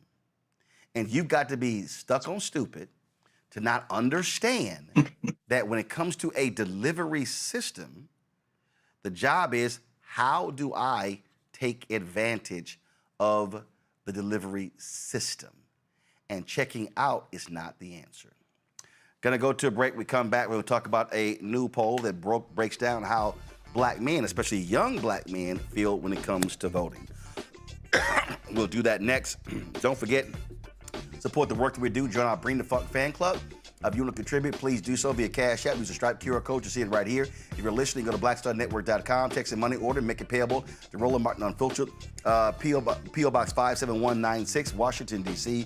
2003, 7-0196. PayPal's R Martin Unfiltered, Venmo RM Unfiltered, Zelle, Roland at RolandSMartin.com, Roland at RolandMartinUnfiltered.com. All right, folks, let me be real with y'all. If you are on Medicare or about to be, the system is not set up to work for you. Too much fine print, too many plans, and too many people making money off of your confusion. And look, kill the music. And look, we're used to this. We're no strangers to systems that don't have our best interests at heart. But we don't have to accept it when it comes to Medicare. That's why I'm telling you about Chapter. Their advisors are independent and honest. In fact, they're the only Medicare advisors that compare every plan nationwide. And they're focused on one thing, what actually works for you. If there's a better plan out there, well, they'll find it. If you're already in the right one, they'll tell you that too. No games. Just last year, people who switched with Chapter saved on average $1,100. Folks, it takes just 20 minutes with a real person. It's completely free. So do me a favor, give Chapter a call at 724-264-8281, 724-264-8281. I announced this yesterday. My parents, they called and told me, hey, they're already going to be using Chapter. No lie, they sent me a text. And so this is about achieving savings for our people. A lot of you are 50 plus. And so if you have parents and grandparents, or if yourself, if you're impacted by what I'm talking about, I want y'all to give Chapter a call at 724-264-8281 and connect with someone you can trust. I'll be right back. They've been trying to erase black political power since Reconstruction. Now the Supreme Court is helping them finish the job. First came Shelby County versus Holder in 2013, the ruling that gutted the Voting Rights Act. Then came Brnovich in 2021, another ruling, another piece torn away. Now comes Calais, the case civil rights leaders warned could cripple the last major federal protection against racial vote dilution, and within days, Tennessee eliminated its only majority black congressional district. Louisiana, South Carolina, Alabama. The same strategy is spreading across the South. The old Jim Crow used poll taxes and literacy tests. The new Jim Crow uses gerrymandered maps, voter roll purges, polling place closures, and court rulings that make black communities politically invisible. 1965 was Freedom Summer. This is Freedom Summer 2.0, because they are still trying to erase black political power, and we will not bow.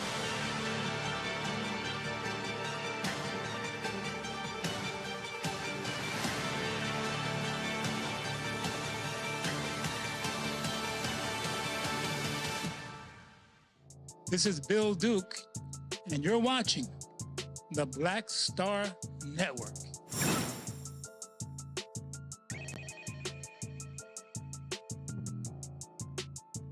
Folks, Black Men Vote released a new poll highlighting an engagement gap among young black men in key states as we approach the 2026 midterms. The research from Hit Strategies, based in D.C. by my man Terrence Woodbury, conducted a multi-state survey showing that while most black male voters understand the importance of voting, many are still undecided about participating in this year's elections.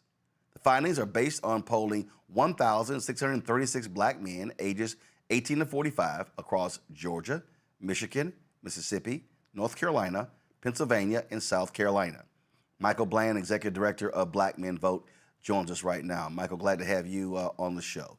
So, Roland, thank you, my brother. Glad to be here with you. Okay, so when we say they're not committed to voting, what does that mean? Look, I think it's what we all know, Roland. Bottom line is we have to give them a reason to vote. And when I say they, Democrats don't have an economic message. We don't have a message for them to vote.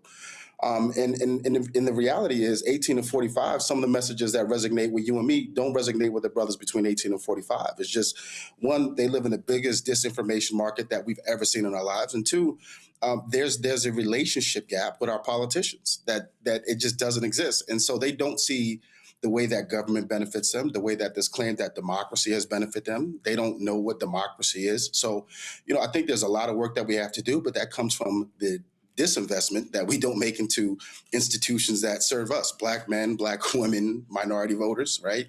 There's a late game that we play. And that's where, that's where we're getting caught with our hands, or excuse me, our tail between our legs. So you and I saw you, we were in Montgomery. Yeah, it was good. We had a good time. I'm downstairs, I'm trying to check in. A brother behind the counter, black man, Alabama State student, sports marketing major.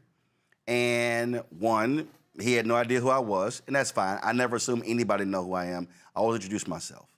But as we got to talking, he wasn't even aware, not only of the show, he wasn't aware of the march that was happening literally 2 blocks from where he worked.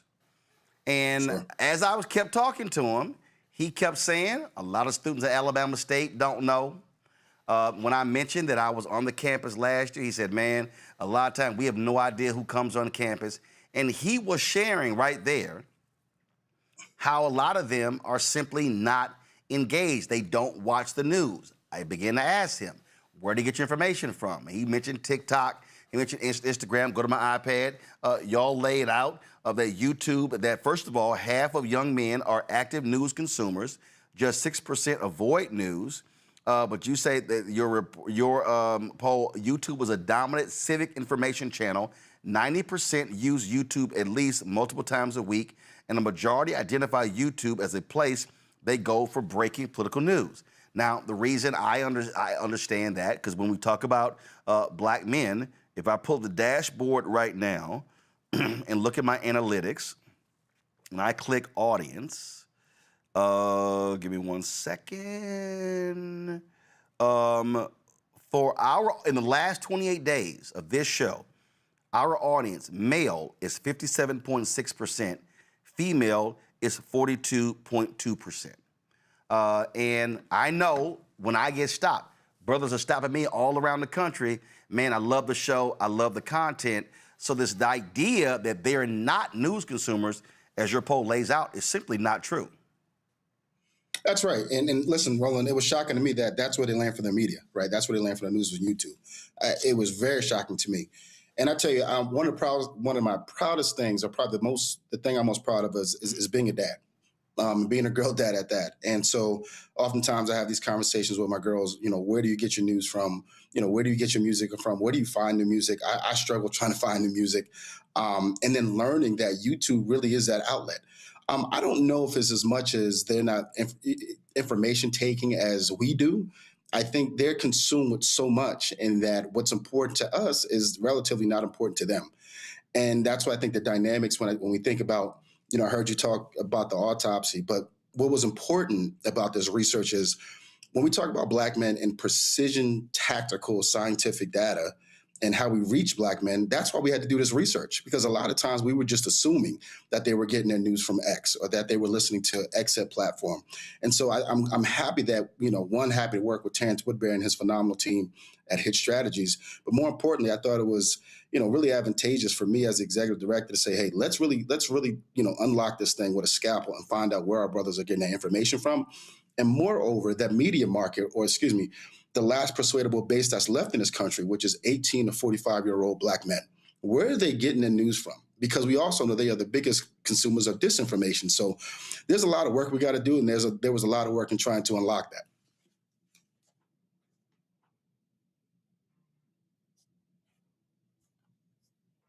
Identified 6 segments of black men. And so go to my iPad. Base Dems were the largest group, 31%. Millennials and Gen X Harris voters in 2024. High likelihood of voting in 2026. And I'm going to go actually by percentage. The next highest percentage were Trump voters, 19%. Trump voters in 2024, mixed likelihood of voting in 2026. Next was young supporters, 16%. Gen Z Harris voters in 2024, high likelihood of voting in 2026. Next was disengaged and demobilized, 13%. Voted for someone else, were ineligible to vote, or did not vote in 2024, 50-50 or lower likelihood of voting in 2026. Next, 12% voted for distrustful voters. Voted for someone else, were ineligible to vote, or did not vote in 2024, high likelihood of voting in 2026. Then 9% of respondents, Harris voters in 2024. This was sympathetic but uncertain, 50-50 or lower likelihood of voting in 2026. When you saw that, what jumped out at you? I got to raise more money. I have to raise more money. And the reason why I say that, it is segmented out so much, and we wanted that. To me, what really jumped out to me was there are massive gaps, but there are ways that we can fill the gaps. And one of the things that we know, to be true is this notion of whether they're informed or uninformed. I think the message that resounds the most, and this even goes from the town halls that we were doing in 2025, is that black men, younger black men in particular, feel that folks are just talking at them. And they're not giving them a reason not to vote. When you look at the Trump voter or the young Trump voter, it wasn't surprising to me. As you know, Roland, I was part of the Harris campaign. And so, when we saw this late invitation, we saw this late surge of, black men may go this way or they may go this way or that way. But it wasn't surprising for me to see that they voted for Trump, because to them, what they see in Trump is economic prosperity. And they don't see that. What they see in the Democratic Party is living in the land of about to do. We'll almost get there. It takes time. And for them, when they're looking at their pockets, particularly now, and that's why I think we're going to see this, we'll continue to see the shift, back to, because we know them to be center left, we'll continue to see the shift for them moving over. But what we know is that what is going to matter most is the economic message. And so clearly the economic message from Trump resonated more than it did from the Harris campaign. But here's what's interesting, and this is, I think, part of the Democrats' problem. Trump was lying about economics. The reality is numbers don't lie. The last 5 Republican presidents put us in a recession. Absolutely right. There's been more job growth in America under Democratic presidents, Carter, Clinton, Obama, Biden, than Republican presidents. I mean, the numbers are stark. But Republicans have successfully created the illusion that they are fantastic for the economy. And I think that's because what Republicans do, they tout tax cuts for corporations and businesses as economic progress when we know that only impacts the top 1%. And so what I've always said, what Democrats got to figure out is, how in the hell do you lose an economic argument when the data is actually with you? And so also I believe, and I've been saying this for the longest, and we discussed it earlier with this autopsy report with Ashley, and that is this here. You cannot talk to Black people in the final 2 months. That's right. And I got no problem saying this. In November 2023, when Vice President Kamala Harris hosted a dinner with Black men, it was an off-the-record dinner. What I said, and I've said this publicly, so it's not like this is the first time I'm saying this. I said then, y'all must start in January. And how I broke up the year, I said January to July must be engage, enlighten, educate, and informed. I said in every one of these battleground states, in every single city, every single week, there has to be civic education discussions, teachings, whatever, walking people through what you did, what you accomplished, and then what you want to do. I said, and you got to be making that investment. I said, January to July. Your convention is in August. And then you shift to a different strategy. I've said that to her. I've said it to people running for Senate, people running for Congress, people running for local. I said, because we're no longer, and then the autopsy today confirms that you have to be, what Republicans are doing, they are engaging their people year-round, constantly driving information, where Democrats, election's over, I'll see you in a year and a half, that ain't gonna cut it. Well, I couldn't agree with you more. And I think that is, I've been doing this don't let the curly hair fool you, and let's pay attention to the grays. I've been doing this for almost 20 years.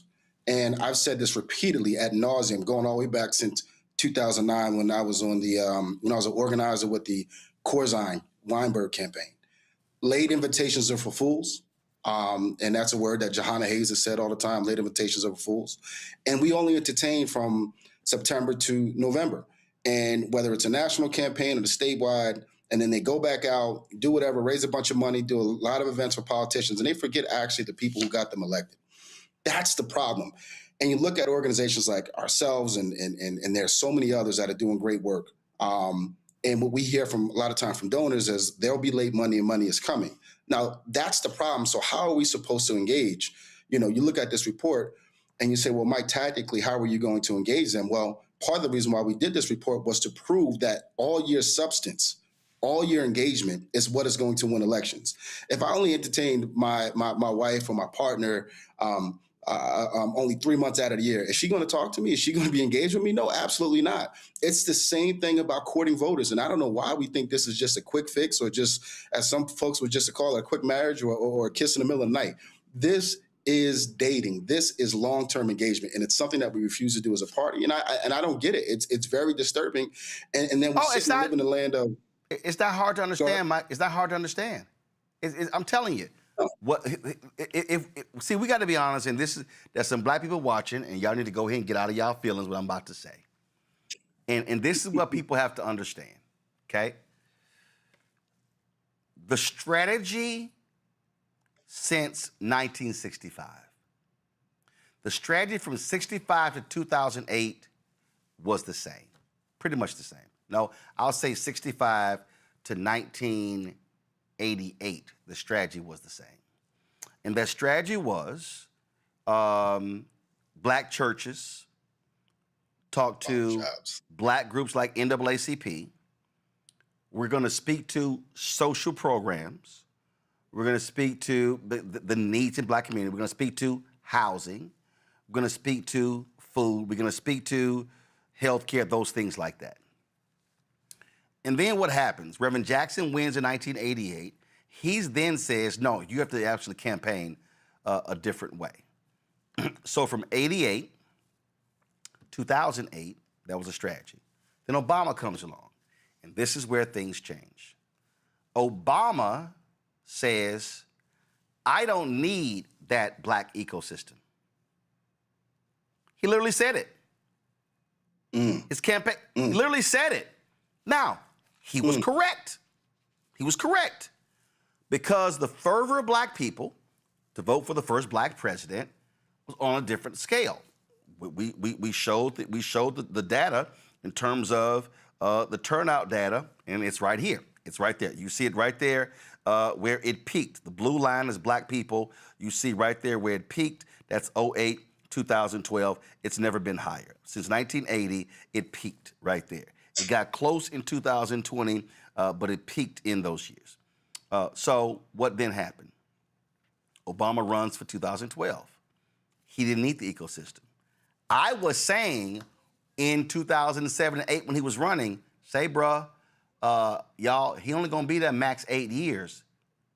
You're gonna need the ecosystem. The reality is the black turnout strategy was obliterated when Obama ran for president. The white operatives operated after 2012, 2016, they operated as if he was still running. That's right. That's what happened. And here's why it's in the data. There was an 8-point gap between black women and black men for Obama in 2012. The first sign of black male erosion was in 2012. I discussed it on my show then. I said, y'all, black men said they were not satisfied with what Obama did in the first 4 years. But because the number was still at high 80s, folks were like, oh, that's no big deal. It increased in 16. People, a lot of sisters were like, oh, it's misogyny. I said, misogyny is a part of it. It doesn't fully explain the erosion. The erosion continued in 2020. And the erosion continued in 2024. It's because they were not paying attention to what black men were saying, and they were still running a 2008 strategy that does not work in 2024. It's not going to work in 2026 or 2028. Roland, you said to the brother in the hotel lobby, you asked him, what is the biggest professional market? And he said MLB, and then you had to school him and let him know it was the NFL. Yeah, because the brother was a sports marketing major, and I was like, bro, you might need to know your business if that's what you majoring in. Right. And so what I take from that concept, and I said this to members of our team and members of our board, I'm a Raiders fan. For better for worse, I know you're a big fan of Houston. We won't go there, but I'm a big Raiders fan. What I know about Al Davis is similar, and we can learn something from Al Davis in politics. When it doesn't work, he changes it. He fires people. He changes the head coach. So the fact that we're still using a playbook that has been antiquated, right, outdated, and doesn't work, and then we try to infuse the DC level, and Cameron talked about this, the DC Inc. Consulting group think tank to say, hey, here are the issues that matter most to this group, and this group is going to get you over the line. Don't worry about it. This group is going to stay home, or this group is going to come home. It's similar to when folks are saying now the South has something to say, and they do have something to say. And why are we not surprised that the South turned red? Well, there was there was an unequivocal divestment, if you will, in Southern politics. Look, Roland, you saw the article. I'm old enough to remember when Louisiana, when Virginia, North Carolina, Tennessee, these states were blue states. And all of a sudden, why did we take those? Why did we remove those infrastructures there? Why did we remove the political powers there, the black politicals? Why did we remove them out of there, right? And we're wondering, like, how do we get it back? Certainly, this is the same thing not only with black men, but the question, honestly, look, and then this is my expertise is black men, but the other subgroups that are now leaving the party, you have to give us a reason to vote for you. We're just not coming because we're Democrats or Republicans. The world has changed so much.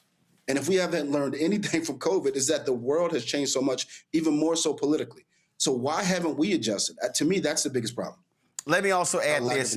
I'm going to add this before I go to my panel with their questions. And again, it's going to step on some toes, and I really don't care because I'm used to that. There are a lot of black men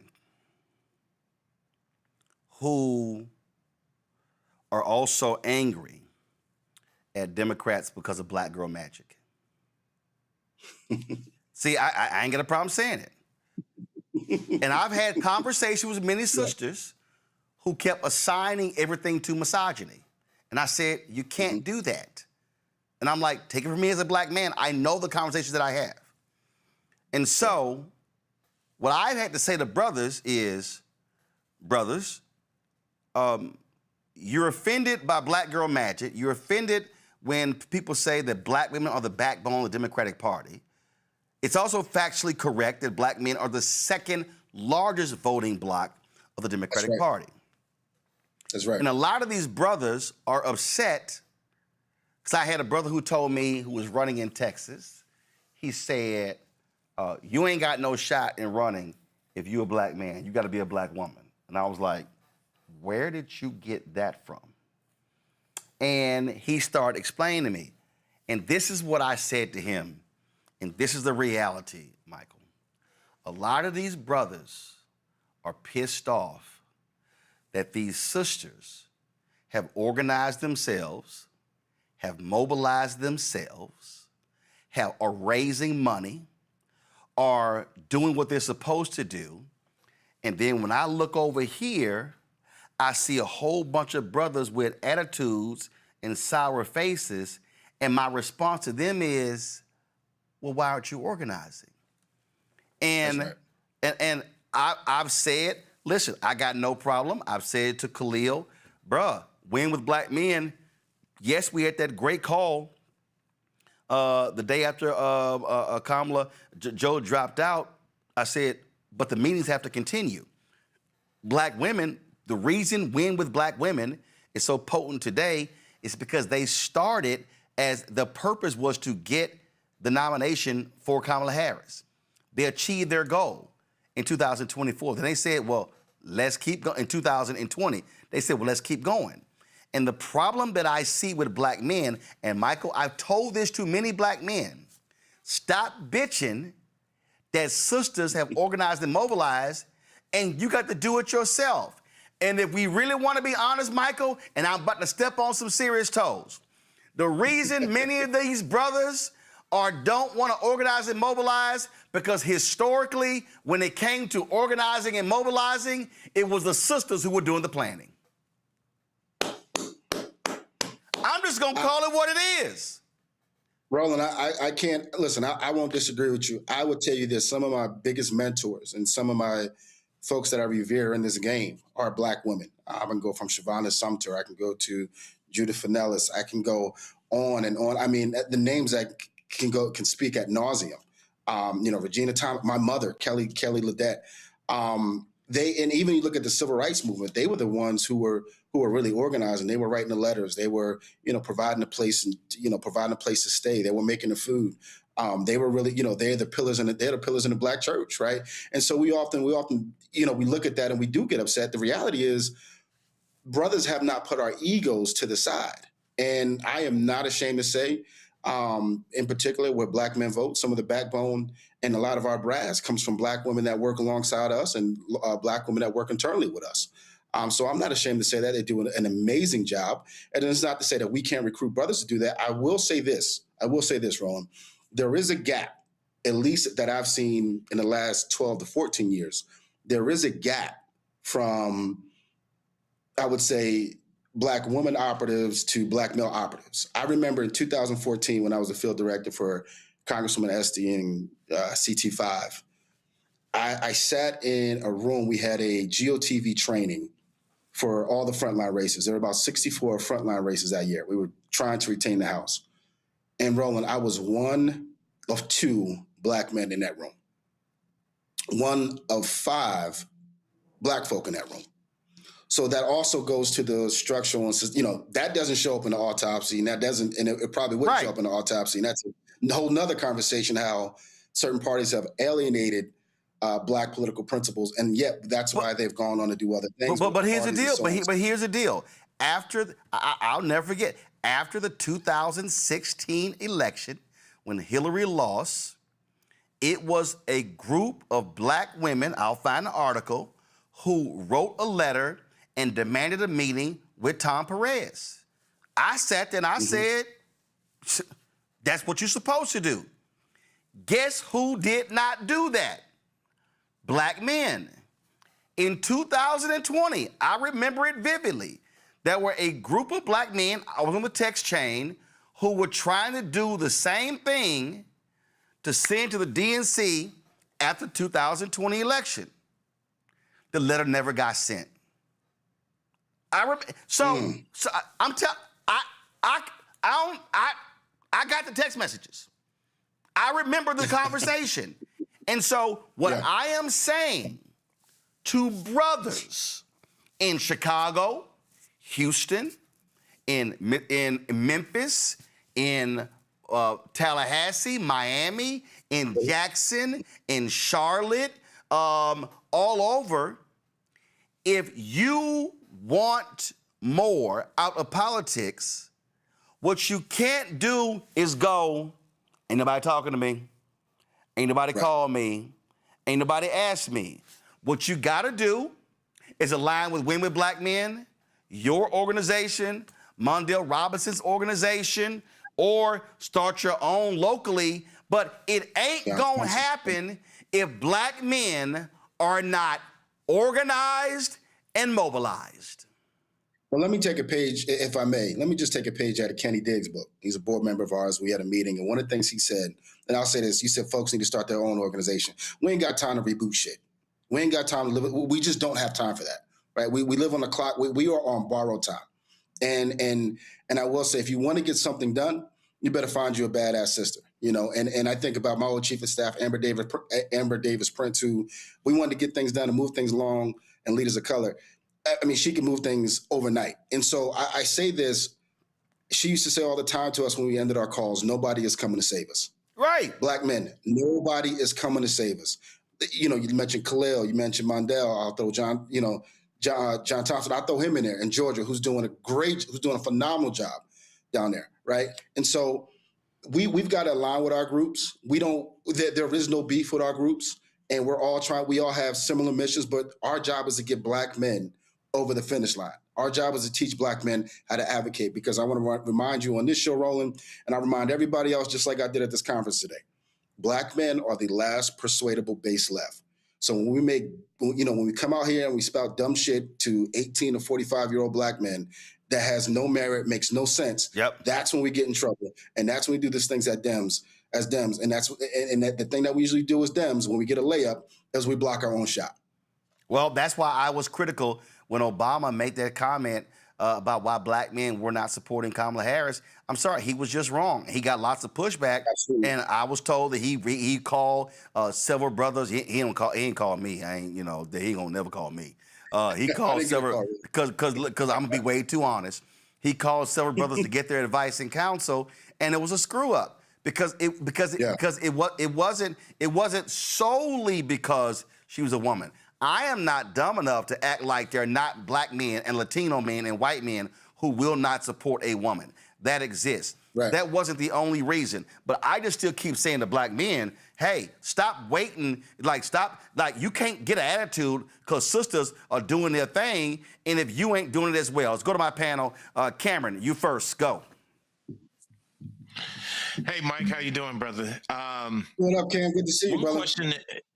Good to see you. I love the fact that you did this and focus specifically on black men, and you say we're the last persuadable group. And, we've had plenty of conversations about what it takes to really reach us in this digital first world.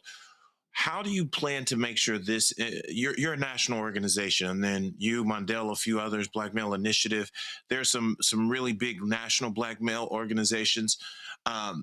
But we need to make sure at a grassroots level that a lot of this information really gets to these local state legislature candidates. I think so much is going to be spent and sent and focused on the Senate races, the congressional races, maybe a few governor races. But we're getting decimated in these state legislatures, and they really need to be able, local Democrats and local parties, whether they're black, white, or whatever, need to be able to talk to black men in their local areas. How do you plan to make sure you get this information up and down and throughout, up and down the ballot? Man, Cam, thank you for that question. I don't sleep. I just take long blinks. That's part of it. That's the first one. The second part is working with great people. I know Roland talked about black women, working with great people like Crystal Spann, the South Carolina Democratic Party executive director. And, leaning on her help, leaning on her institutional knowledge on how to connect me to other folks. And we have other coalition partners around the country that we're working with to ensure that not only do we put this in the hands of just to win legislatures, this is the first piece of a roadmap for us to really win and do what we need to do in community and connectivity. So, and look, this is also to the folks, who donate to what we do. This is the first phase of the show. Listen, we've taken the time to do the science. We spent an inordinate amount of money on this because it is that important to me. We can live and we can guess and we can assume, but just like we also say, black men aren't monoliths. I would never assume Mike Bland is the black man that can make all decisions for black men. I need to hear all different kind of stakeholders from all over the country and ensure whether, young, old, middle-aged, educated, uneducated, rural, suburban, urban voters, I need to hear from them, right? The disfranchised, I need to hear from them. And so it's my job to, no matter who can connect us, not just on the state level, because I think we always think, hey, let me talk to a, state party chair. I'm looking for young, young mentor group, young groups that do mentoring, young groups that are really, really in the community and really, really rooted in supporting young black men. I'm talking about AYF, AAU coaches, travel baseball teams. These are the folks that we're trying to communicate with to get this message to and express not only the importance of voting, but what's at stake in this election. And working with you, Cam. So I got to raise more money so you can help us. Nicole. Yeah, I thought this study was incredibly insightful. And I want the viewers to remember that this is not about black men versus black women. This is not a competition. This is about black people versus the white power structure. And so for the Black women campaign managers, leaders, organizers that are watching this tonight, what are some key things that they should take away from this study so that they can support black men getting involved and getting to the polls?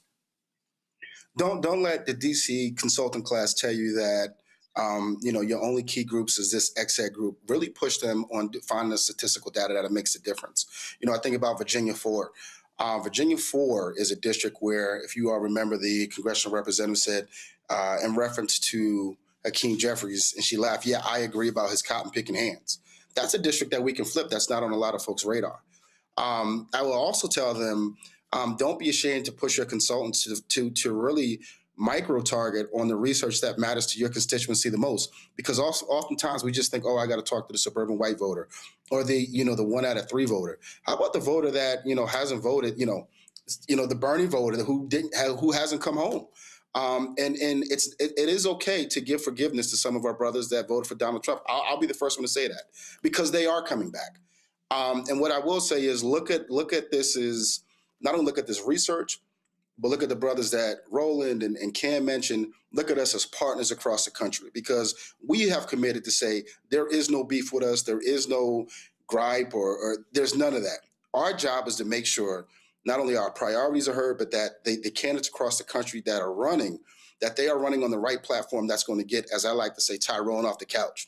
And that should be the motivation for all, a lot of campaign managers across the country. Put that on a post-it on your wall, on your whiteboard, whatever you talk to your staff with. What are we doing to get Tyrone off the couch? Because the margins are going to be simply that close. Absolutely. Greg. Thank you, Roland, and thank you, Brother Bland. Just 5 seconds. I'm a teacher. I started teaching in 1987 in one form or another, between K-12, undergraduate students, graduate students, law students, and then most people with not even going to school. And looking at your report, my question to you has to do with the form of messaging. I think that the messages are there. Anybody who spends 10 minutes looking at the issues should be very easily persuaded of what's in their best interest.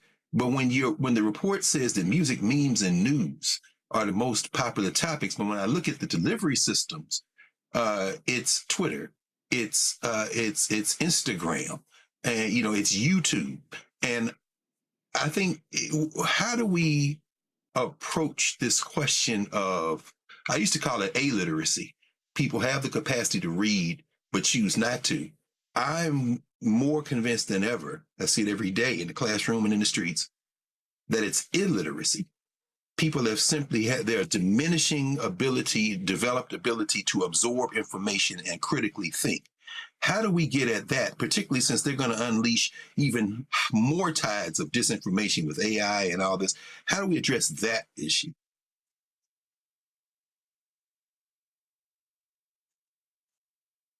Okay, all right, so we lost him. We're going to get him right back. Something happened with our link there, so we're going to reset that question.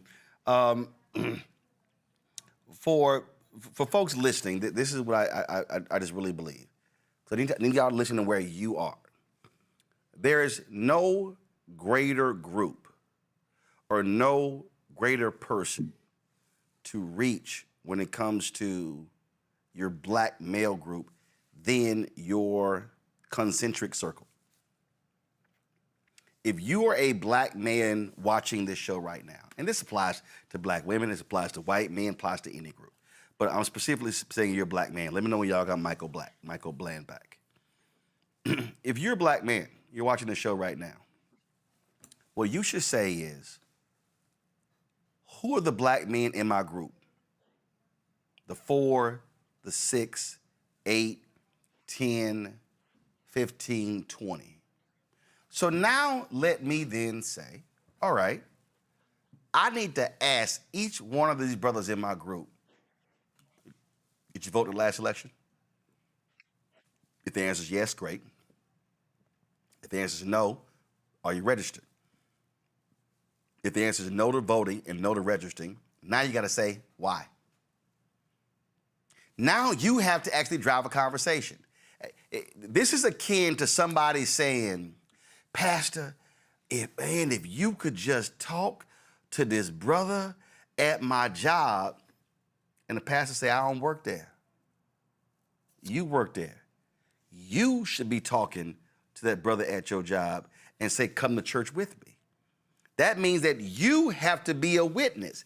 See, part of this is waiting on an external force from on high to essentially walk into my city, walk into my neighborhood, come down my block, walk down my street, knock on my door, walk in my house, sit in the living room, hold my hand, and walk me through it. No, you, to that brother watching, you can actually create your own little cell of 4, 5, 8, 10, 15, 20, 30, 50, whatever the number is, and say, I'm doing my part. We got Michael Bland back. So this is how we have to be thinking. Michael, did you hear all of Greg's questions? If not, I can have him restated. I did not. Greg, restate, please. Thank you, Roland. And thank you again, Brother Bland. Just very quickly, as I said, I'm a teacher.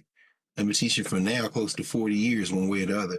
And from K-12, high school, graduate student, oh, no, man, thank you. I mean, we're all we're all educators in one way or another, and I see y'all do political education as well.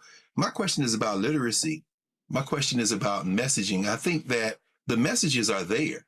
I think that, 5 or 10 minutes and just sitting and thinking about things after having consumed some information should clarify a lot of things for folk. But my question is, because I increasingly see, I used to call it illiteracy. People have the ability to read and choose not to. But now I'm trending toward thinking about it as illiteracy. They really don't have a developed capacity to absorb information and think critically. And when I'm looking at your report and you say that most people respond to music, to memes, and they say they're seeking news. What you say about half the people seek news and 44% get it from their feeds. And I'm looking at YouTube, Instagram, Twitter, Facebook, TikTok. I don't consider any of that as really being able to consume news and critically think. I see it as people just being stimulated and switching around. How do we address the question of illiteracy? And especially when disinformation is going to be a huge part. Yeah, there it is right there. And even as you said, the persuadable, 3/4, if the report is this right, 3/4 of the men polled said they are almost certainly are probably going to vote. And only 7% said they're not voting. So how do we get at the question of how we're consuming what appears to be data, what appears to be information, but it's really just kind of like titillating kind of spectacle and this kind of moving image stuff that doesn't really foment critical thinking? I think Roland, he prefaced this earlier in the conversation. The political game has changed. And again, I go back to COVID. Remember, COVID kept us in the house for in some parts for half a year to a year, and be it all, you look at some jobs are still remote, 5, 6, 7 years later, right? And so what did that force us to do? It forced us to constantly pick this thing up because we were bored. We were stuck inside the house. And that became a conditioning. That became a, modern age, this is what I'm going to do out of boredom, or this is just now what I do.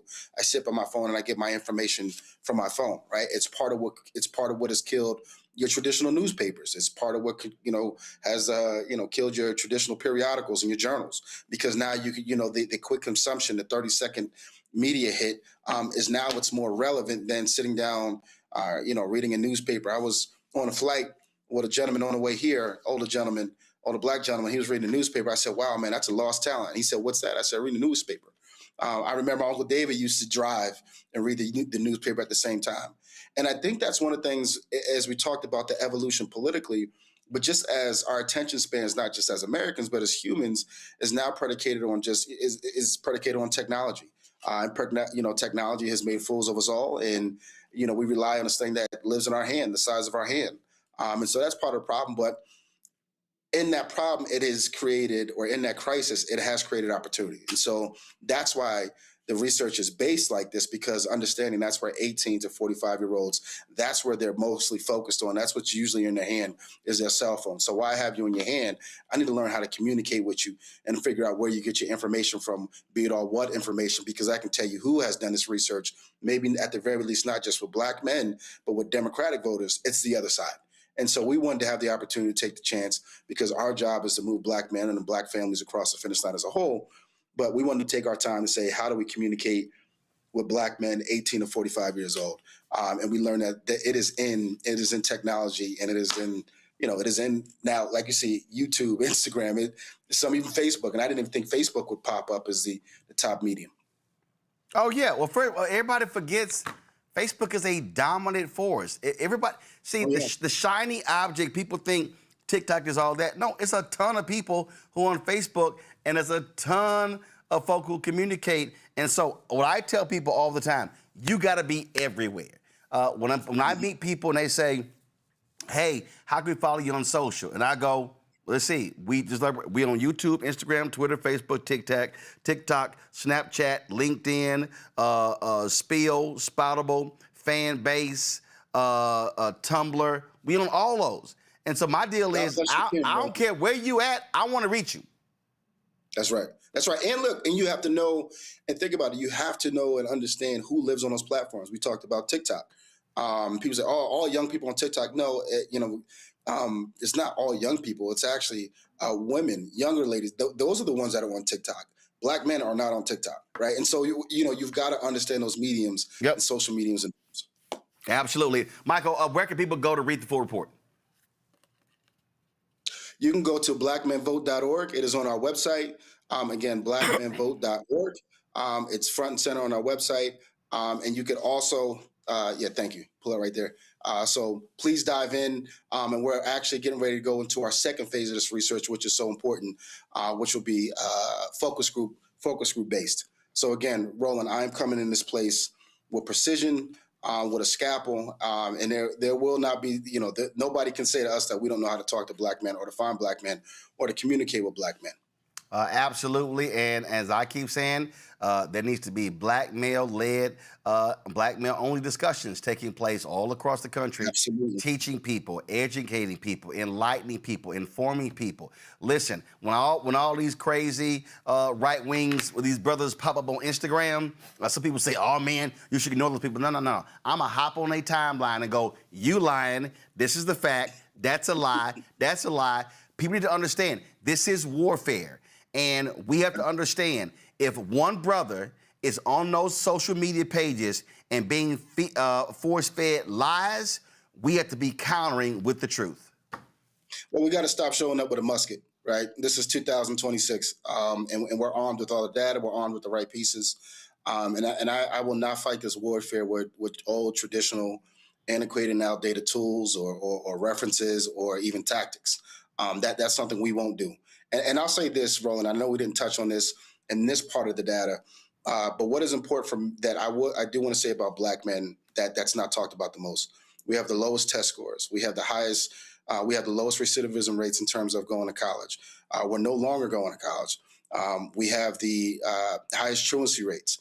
These are the things that are plaguing our younger black boys that are now coming up, right? And so our groups, you mentioned Mondale, you mentioned John, you talked about Khalil, and I'll even challenge others to the sister who talked about what can we say to those campaign managers. Be grassroots led. Yep. Those are the problems. Those are mothers and fathers who are struggling with those issues with their young black boys, right? And be it all, every issue that you think is an issue in America that they'll get you to believe is usually the number one person that it affects in this country is a black man or a young black boy. So let me lend that piece of advice as well. And what I said, the last point I'll make is this here. I've said this directly to black fraternities. I've said it to black male organizations. I have said it to Alpha. I've said it to Sigma Pi Phi fraternity, the Boule. I've said it to Omegas, Kappas, Sigmas, Iotas. I said to Prince Hall Mason, I don't care. It does not make sense having all of this infrastructure in potential capacity if it's not being used. And so I had a brother who hit me. He said, "Hey man, I want you to get to." He said, "I want you to get with our leader and come to the lodge, and we want to partner with D9." I said, "No." I said, "I'm not gonna have a conversation with Prince Hall Mason about partnering with D9 until I see an active engagement plan from Prince Hall Mason." See, that's what I'm real simple. You can't talk about partnering if you don't have your own plan within your group. And so what I am saying is we have these organizations, and what I'm saying, Prince Hall Mason, Alphas, Kappas, Omegas, Sigmas, Iotas, Sigma Pi Phi fraternity, the Boule, they've got to go outside of their internal group and connect and be able to invite brothers in. It can't just be an alpha conversation. It must be alphas are organizing this meeting and all are welcome to attend. That's what has to happen. Otherwise, we're just talking to the same people. And so I challenge everybody on this whole deal, and I ain't backing down from none of them. And again, if folk uncomfortable, well, tough. Take some Advil, you'll be all right. Michael, we appreciate it. Thanks a bunch. Thank you, my brother. Good to see you. All right. I'm going to go to a break. Before I go to break, folks, let me say this here. Let me be real. If you're on Medicare, about to be, the system is not set up to work for you. Too much fine print, too many plans, or too many people making money off your confusion. A lot of black folks are confused when it comes to these plans out here. And look, we're used to it. We're no stranger to systems that don't have our best interests at heart, but we don't have to accept it when it comes to Medicare. Folks, I want you to look in the chapter. Their advisors are independent and honest. In fact, they're the only Medicare advisors that compare every plan nationwide. They're focused on one thing, what actually works for you. If there's a better plan out there, they'll find it. If you're already in one, The right one, they'll tell you, good, keep going. No games. Just last year, people who switch with Chapter save on average $1,100. Folks, it takes 20 minutes with a real person. It's completely free. All you got to do is call Chapter at 724-264-8281, 724-264-8281. They'll connect with you to someone who you can trust. Going to break. We come back. Shop Black Star Network Marketplace segment. Back in a moment.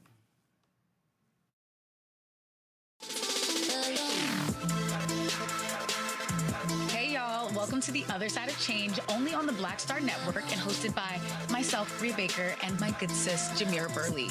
We are just two millennial women tackling everything at the intersection of politics, gender, and pop culture.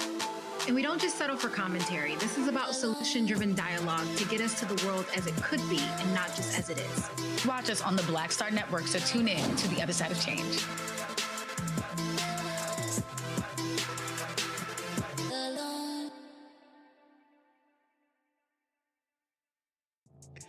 What's happening? This is your man, Motown recording artist Kim. You are watching the Black Star Network.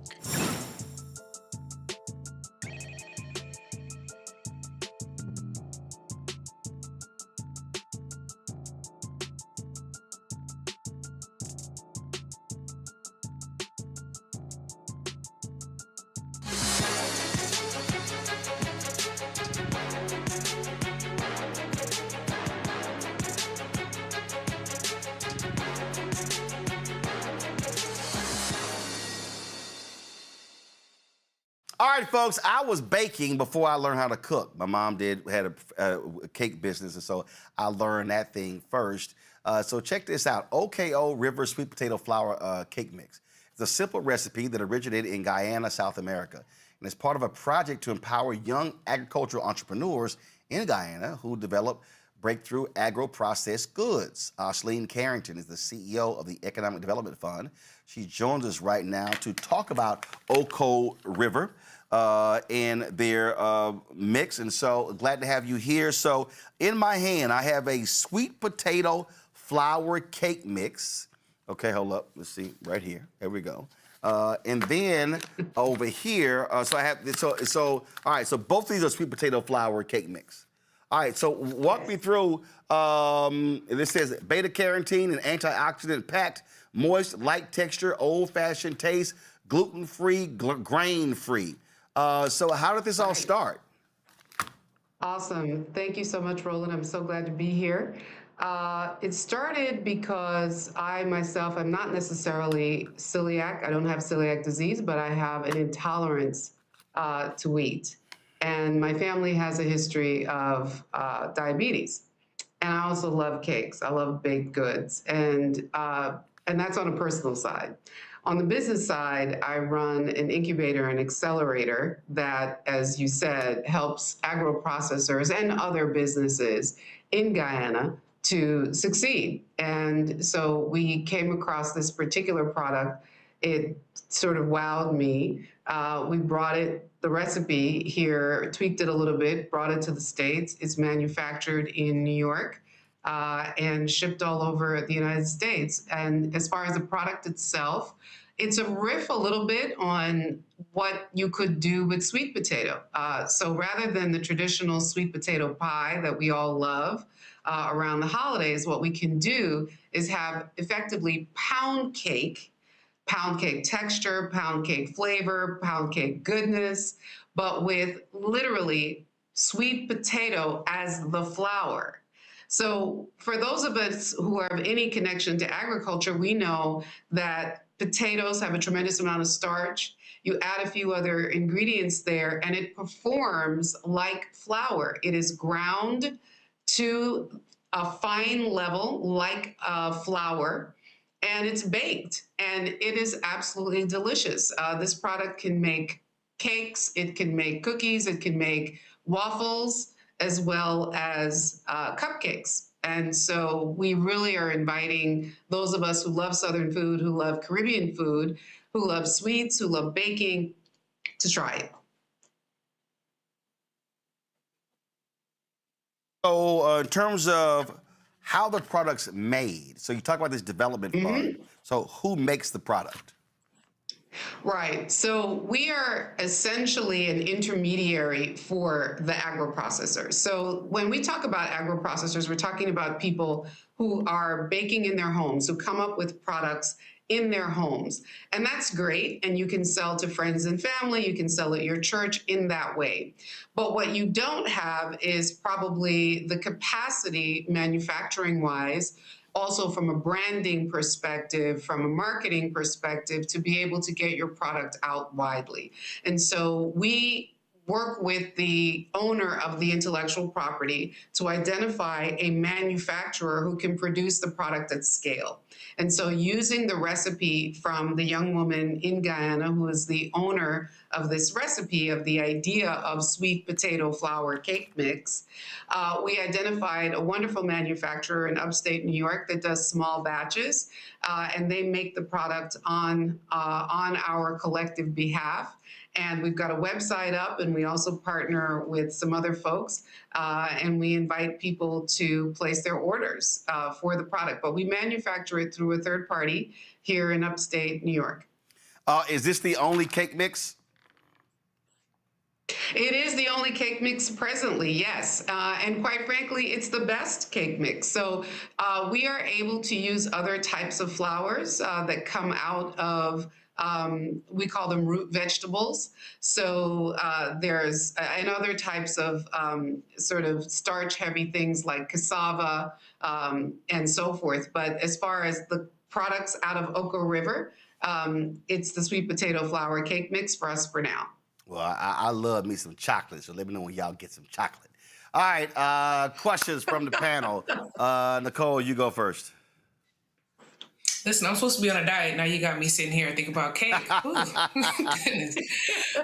So what has the response been like on your products? This is so exciting. I would love to try it myself, but what have people been saying? Oh, please do. Please do. So it's a startup brand, and so we've been spending some time getting it in the hands of folks through taste testing, displays, getting out in the public to do that.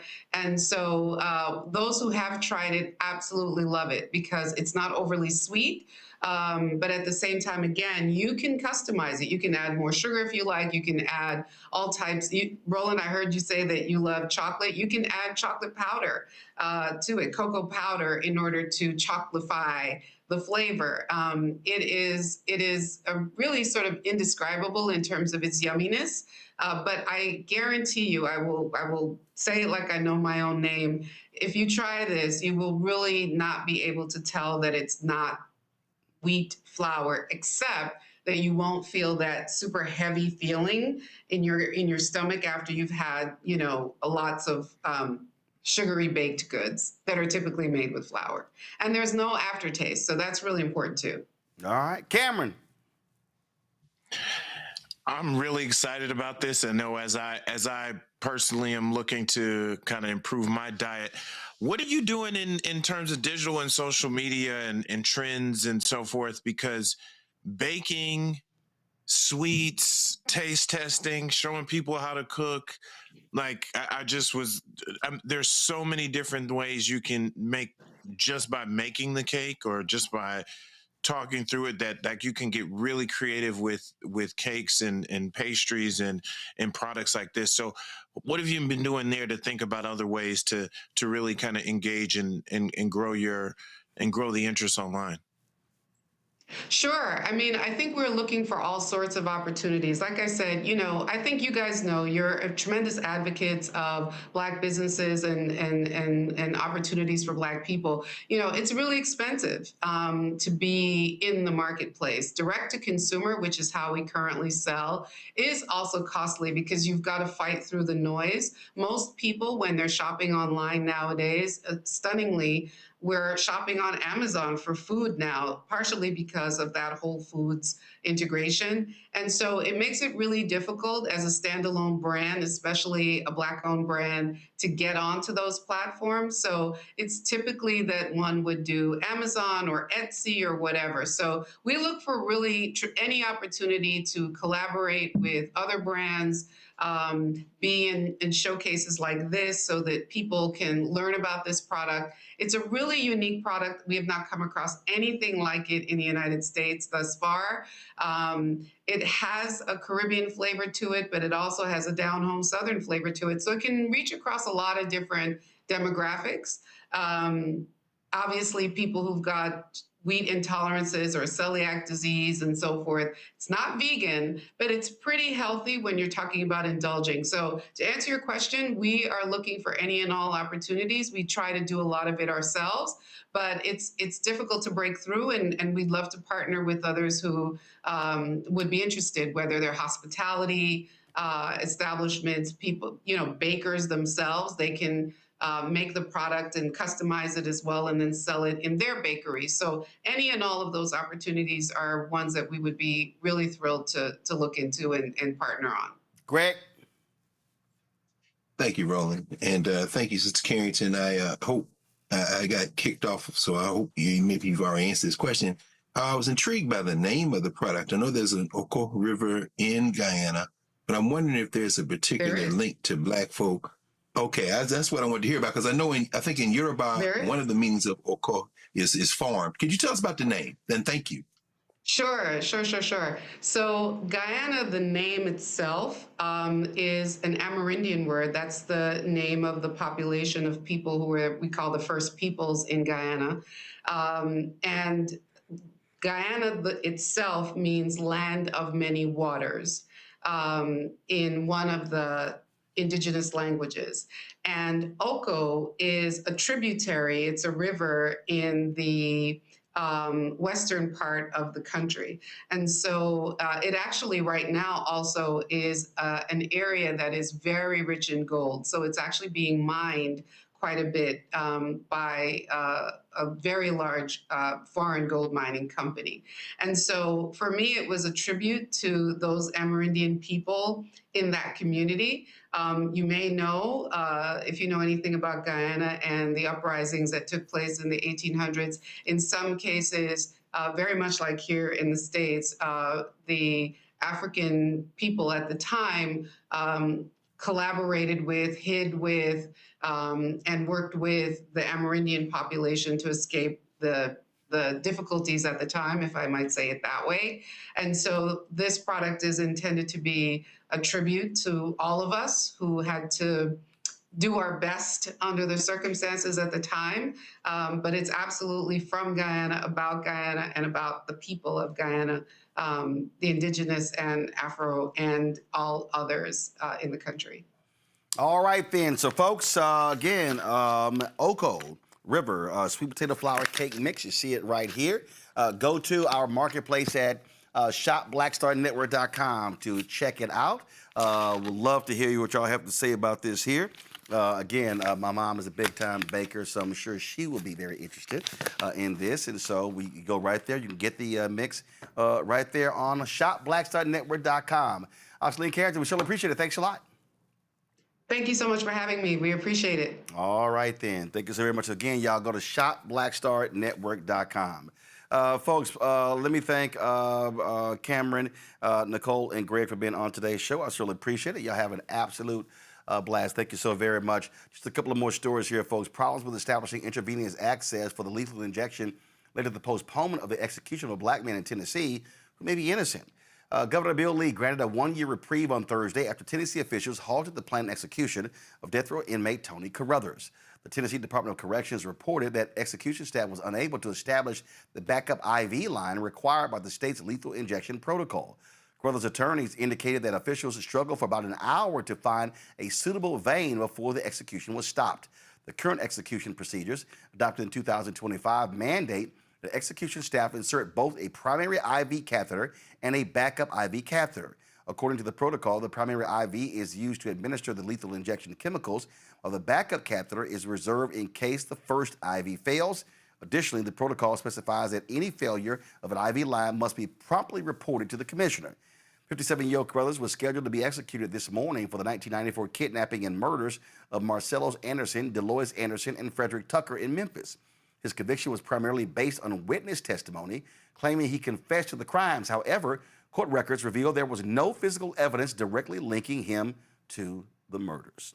All right, folks, time for Black Star Network headlines with Brittany Noble. A Virginia judge dismissed charges against Ebony Parker, a Black former elementary assistant principal who had faced up to 40 years in prison. Parker was on trial in connection with a 6-year-old boy shooting his first grade teacher in 2023. In today's ruling, Judge Rebecca Robinson said the court is of the legal opinion that this is not a crime. Parker was facing 8 counts of child abuse and neglect following an incident where a 6-year-old took a gun to Rich Neck Elementary School in Newport News and shot teacher Abigail Werner in the hand and the chest. Parker was accused of failing to protect the 15 children ages 6 and 7's Werner's class. Prosecutors claimed that Parker ignored multiple warnings from staff members and students who believed that the boy had a gun and posed an imminent threat on the day of the shooting. Last year, a jury awarded Werner $10 million after finding Parker liable for ignoring the warning signs, and the child had a weapon. And in 2023, the child's mother, Deja Taylor, was sentenced to 2 years in prison for her role in the incident. Taylor will begin her state sentence after completing 21 months on a related federal charge for which she was convicted of using marijuana while possessing a firearm. And in Georgia, Snellville police have issued arrest warrants for 2 former employees at Cool Kids Academy. This comes after police reviewed surveillance video that allegedly shows a child under 2 years old being struck and bitten by workers inside the facility. 54-year-old Teresa Blackwood faces child cruelty and simple battery charges for allegedly biting baby Mason. 22-year-old Trasia Cross is charged with simple battery for being seen on camera hitting the child in the head while he was crying. Mason's mother, Tykara Whitehead, was unaware of the incident while state caseworkers from the Department of Family and Children's Services visited her home May 14th to inform her about the allegations. She noted that her child's behavior had been changing for about a week before the troubling discovery. The 2 workers are no longer employed at the daycare. Students in Massachusetts are suing the state, claiming it has intensely segregated school districts. The lawsuit against the state alleges that Massachusetts is violating its own constitution by denying Black and Latino students equal educational opportunities. The lawsuit filed Wednesday in Suffolk County Superior Court says that the state policies have led to tens of thousands of students concentrated in racially segregated school districts. The suit claims that the state operates a 2-tiered school system in which a number of the highest performing schools in the country stand in contrast to school districts defined by concentrated poverty. The lawsuit asked the court to declare that Massachusetts is violating the students' constitutional right to equal education. And Chicago Public Schools plans to cut teacher positions and increase class sizes to address a $732 million deficit. While the exact number of teaching positions that may be eliminated is still uncertain, the Chicago Sun-Times estimates it could exceed 700. CPS also plans to reduce some assistant principal positions, but will allocate more funding for special education teachers. As a result of these changes, class sizes may increase next year. CPS is adjusting the student-to-teacher ratio to fund the schools, raising it by 1 student per grade. For instance, high-poverty elementary schools will now receive 1 teacher for every 23 students, up from 22 for 1 teacher this year. This is the first time in 3 years that CPS has proposed cuts that will directly impact classrooms. A conservative legal group sued the physician directory earlier this week. The group accuses the website Find a Black Doctor of illegally discriminating against physicians by limiting listings to Black medical professionals. The lawsuit filed on Tuesday in Manhattan federal court by Do No Harm and Colorado dermatologist Dr. Travis Morrill targets the site and its founder, New York dermatologist Dr. Nina Strand. The complaint alleges that the directory openly excludes non-Black doctors by restricting eligibility to Black physicians and dentists in active clinical practice. The group says the site promotes racial concordance, the idea that patients receive better care from doctors of the same race. According to the lawsuit, doctors seeking listings must submit personal and professional information, agree to terms of use, and allow the directory to retain and publish their data. All right, Brittany, I appreciate it, folks. Don't forget, check out the Breakdown with Brittany Noble every day, noon Eastern, right here on the Black Star Network. The Breakdown with Brittany Noble every day, noon Eastern on the Black Star Network. Folks, that is it for us. Do me a favor.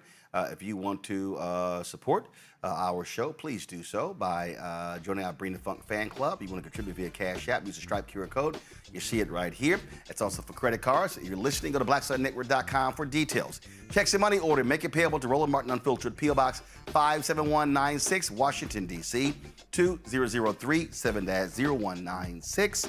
Of course, PayPal's R Martin Unfiltered, Venmo's RM Unfiltered, Zelle, Roland at RolandSMartin.com, RolandMartinUnfiltered.com. We got about 47,000 folks. A lot of y'all have sent checks. I'm still depositing these, and so this is the batch right here. So yes, I am going at it, but remember, y'all, it takes time to open up every envelope and then go through, sort, and then take a picture, deposit it. It's a whole process. So please be patient if you send checks and money order. Download the Black Star Network app, Apple phone, Android phone, Apple TV, Android TV, Amazon Fire TV, Roku, Samsung Smart TV. You want to get our Roland Martin Unfiltered swag or Black Star Network swag, please go to shopblackstarnetwork.com. Hats, t-shirts, get our merchandise. Our shirt, Don't Blame Me, Voted for the Black Woman. MAGA chose between woke or broke. They chose broke. Black-owned media matters. How you died does not redeem how you lived. So all of that, folks, go to shopblackstarnetwork.com. And all of these products you see in our studio, you see them right here. Of course, we're going to add our Oko River sweet potato mix to the bunch. We're going to have to get some more tables because, man, we're running out of space. I'm just going to sit it right here. Okay, sit on top of our books, the anime books. And so if y'all want to support these black-owned companies, all of these products here are black-owned companies that you can see on shopblackstarnetwork.com in our marketplace. And so again, this is us supporting black-owned companies. When you buy products from them from shopblackstarnetwork.com, you're also supporting this black-owned show as well. Don't forget, of course, download the app Fan Base. Follow me at Roland S. Martin. You can catch me there and support all the shows that we have. As I said, the Breakdown with Brittany Noble, every day, noon Eastern, right here on the Black Star Network. You can catch A Balanced Living, Reverend Dr. Jackie Hood Martin. You can catch that show every Tuesday. Of course, Other Side of Change with Bria Baker and Jamila Burley. You can catch that show as well. That's right, every Monday. We got that show. Then, of course, we've got... of course, Dr. Ebony Jade Hilton. Second Opinion with Dr. Ebony Jade Hilton. That's every Thursday. We've got the Black Table with Dr. Greg Carr every Friday. And also Roland's Book Club every Friday as well. And so be sure to check all of that out. And, folks, tomorrow, great show lined up. We got conversations with Congressman Jim Clyburn, Congressman Emmanuel Cleaver, and also Texas State Representative James Tallarico, who is running for the United States Senate in Texas. And so you're going to check all of that out on tomorrow's show. Folks, that's it. And don't forget, if you want to check out the folks at Chapter, do me a favor. If you want to look at the Medicare what plans that work best for you, give them a call. Give them a call. The number's on the screen, folks. 724-264-8281. 724-264-8281. 724-264-8281 for you to compare prices to get the best Medicare plan for you. That's it. I'll see you tomorrow right here, Roland Martin Unfiltered on the Black Star Network. Yes, representing my alma mater, Jack Yates High School in Houston. This is our 100th anniversary. And of course, it's chilly here too, so y'all know. First of all, y'all know I had the shirts made, and so got 87 on here, the year I graduated, and then of course I got Mr. TV on the back, because that's what they called me when I was there, so I had to get that on here, and of course that matches up with what they called the brother when I was at JY. Y'all know how we represent. Hi!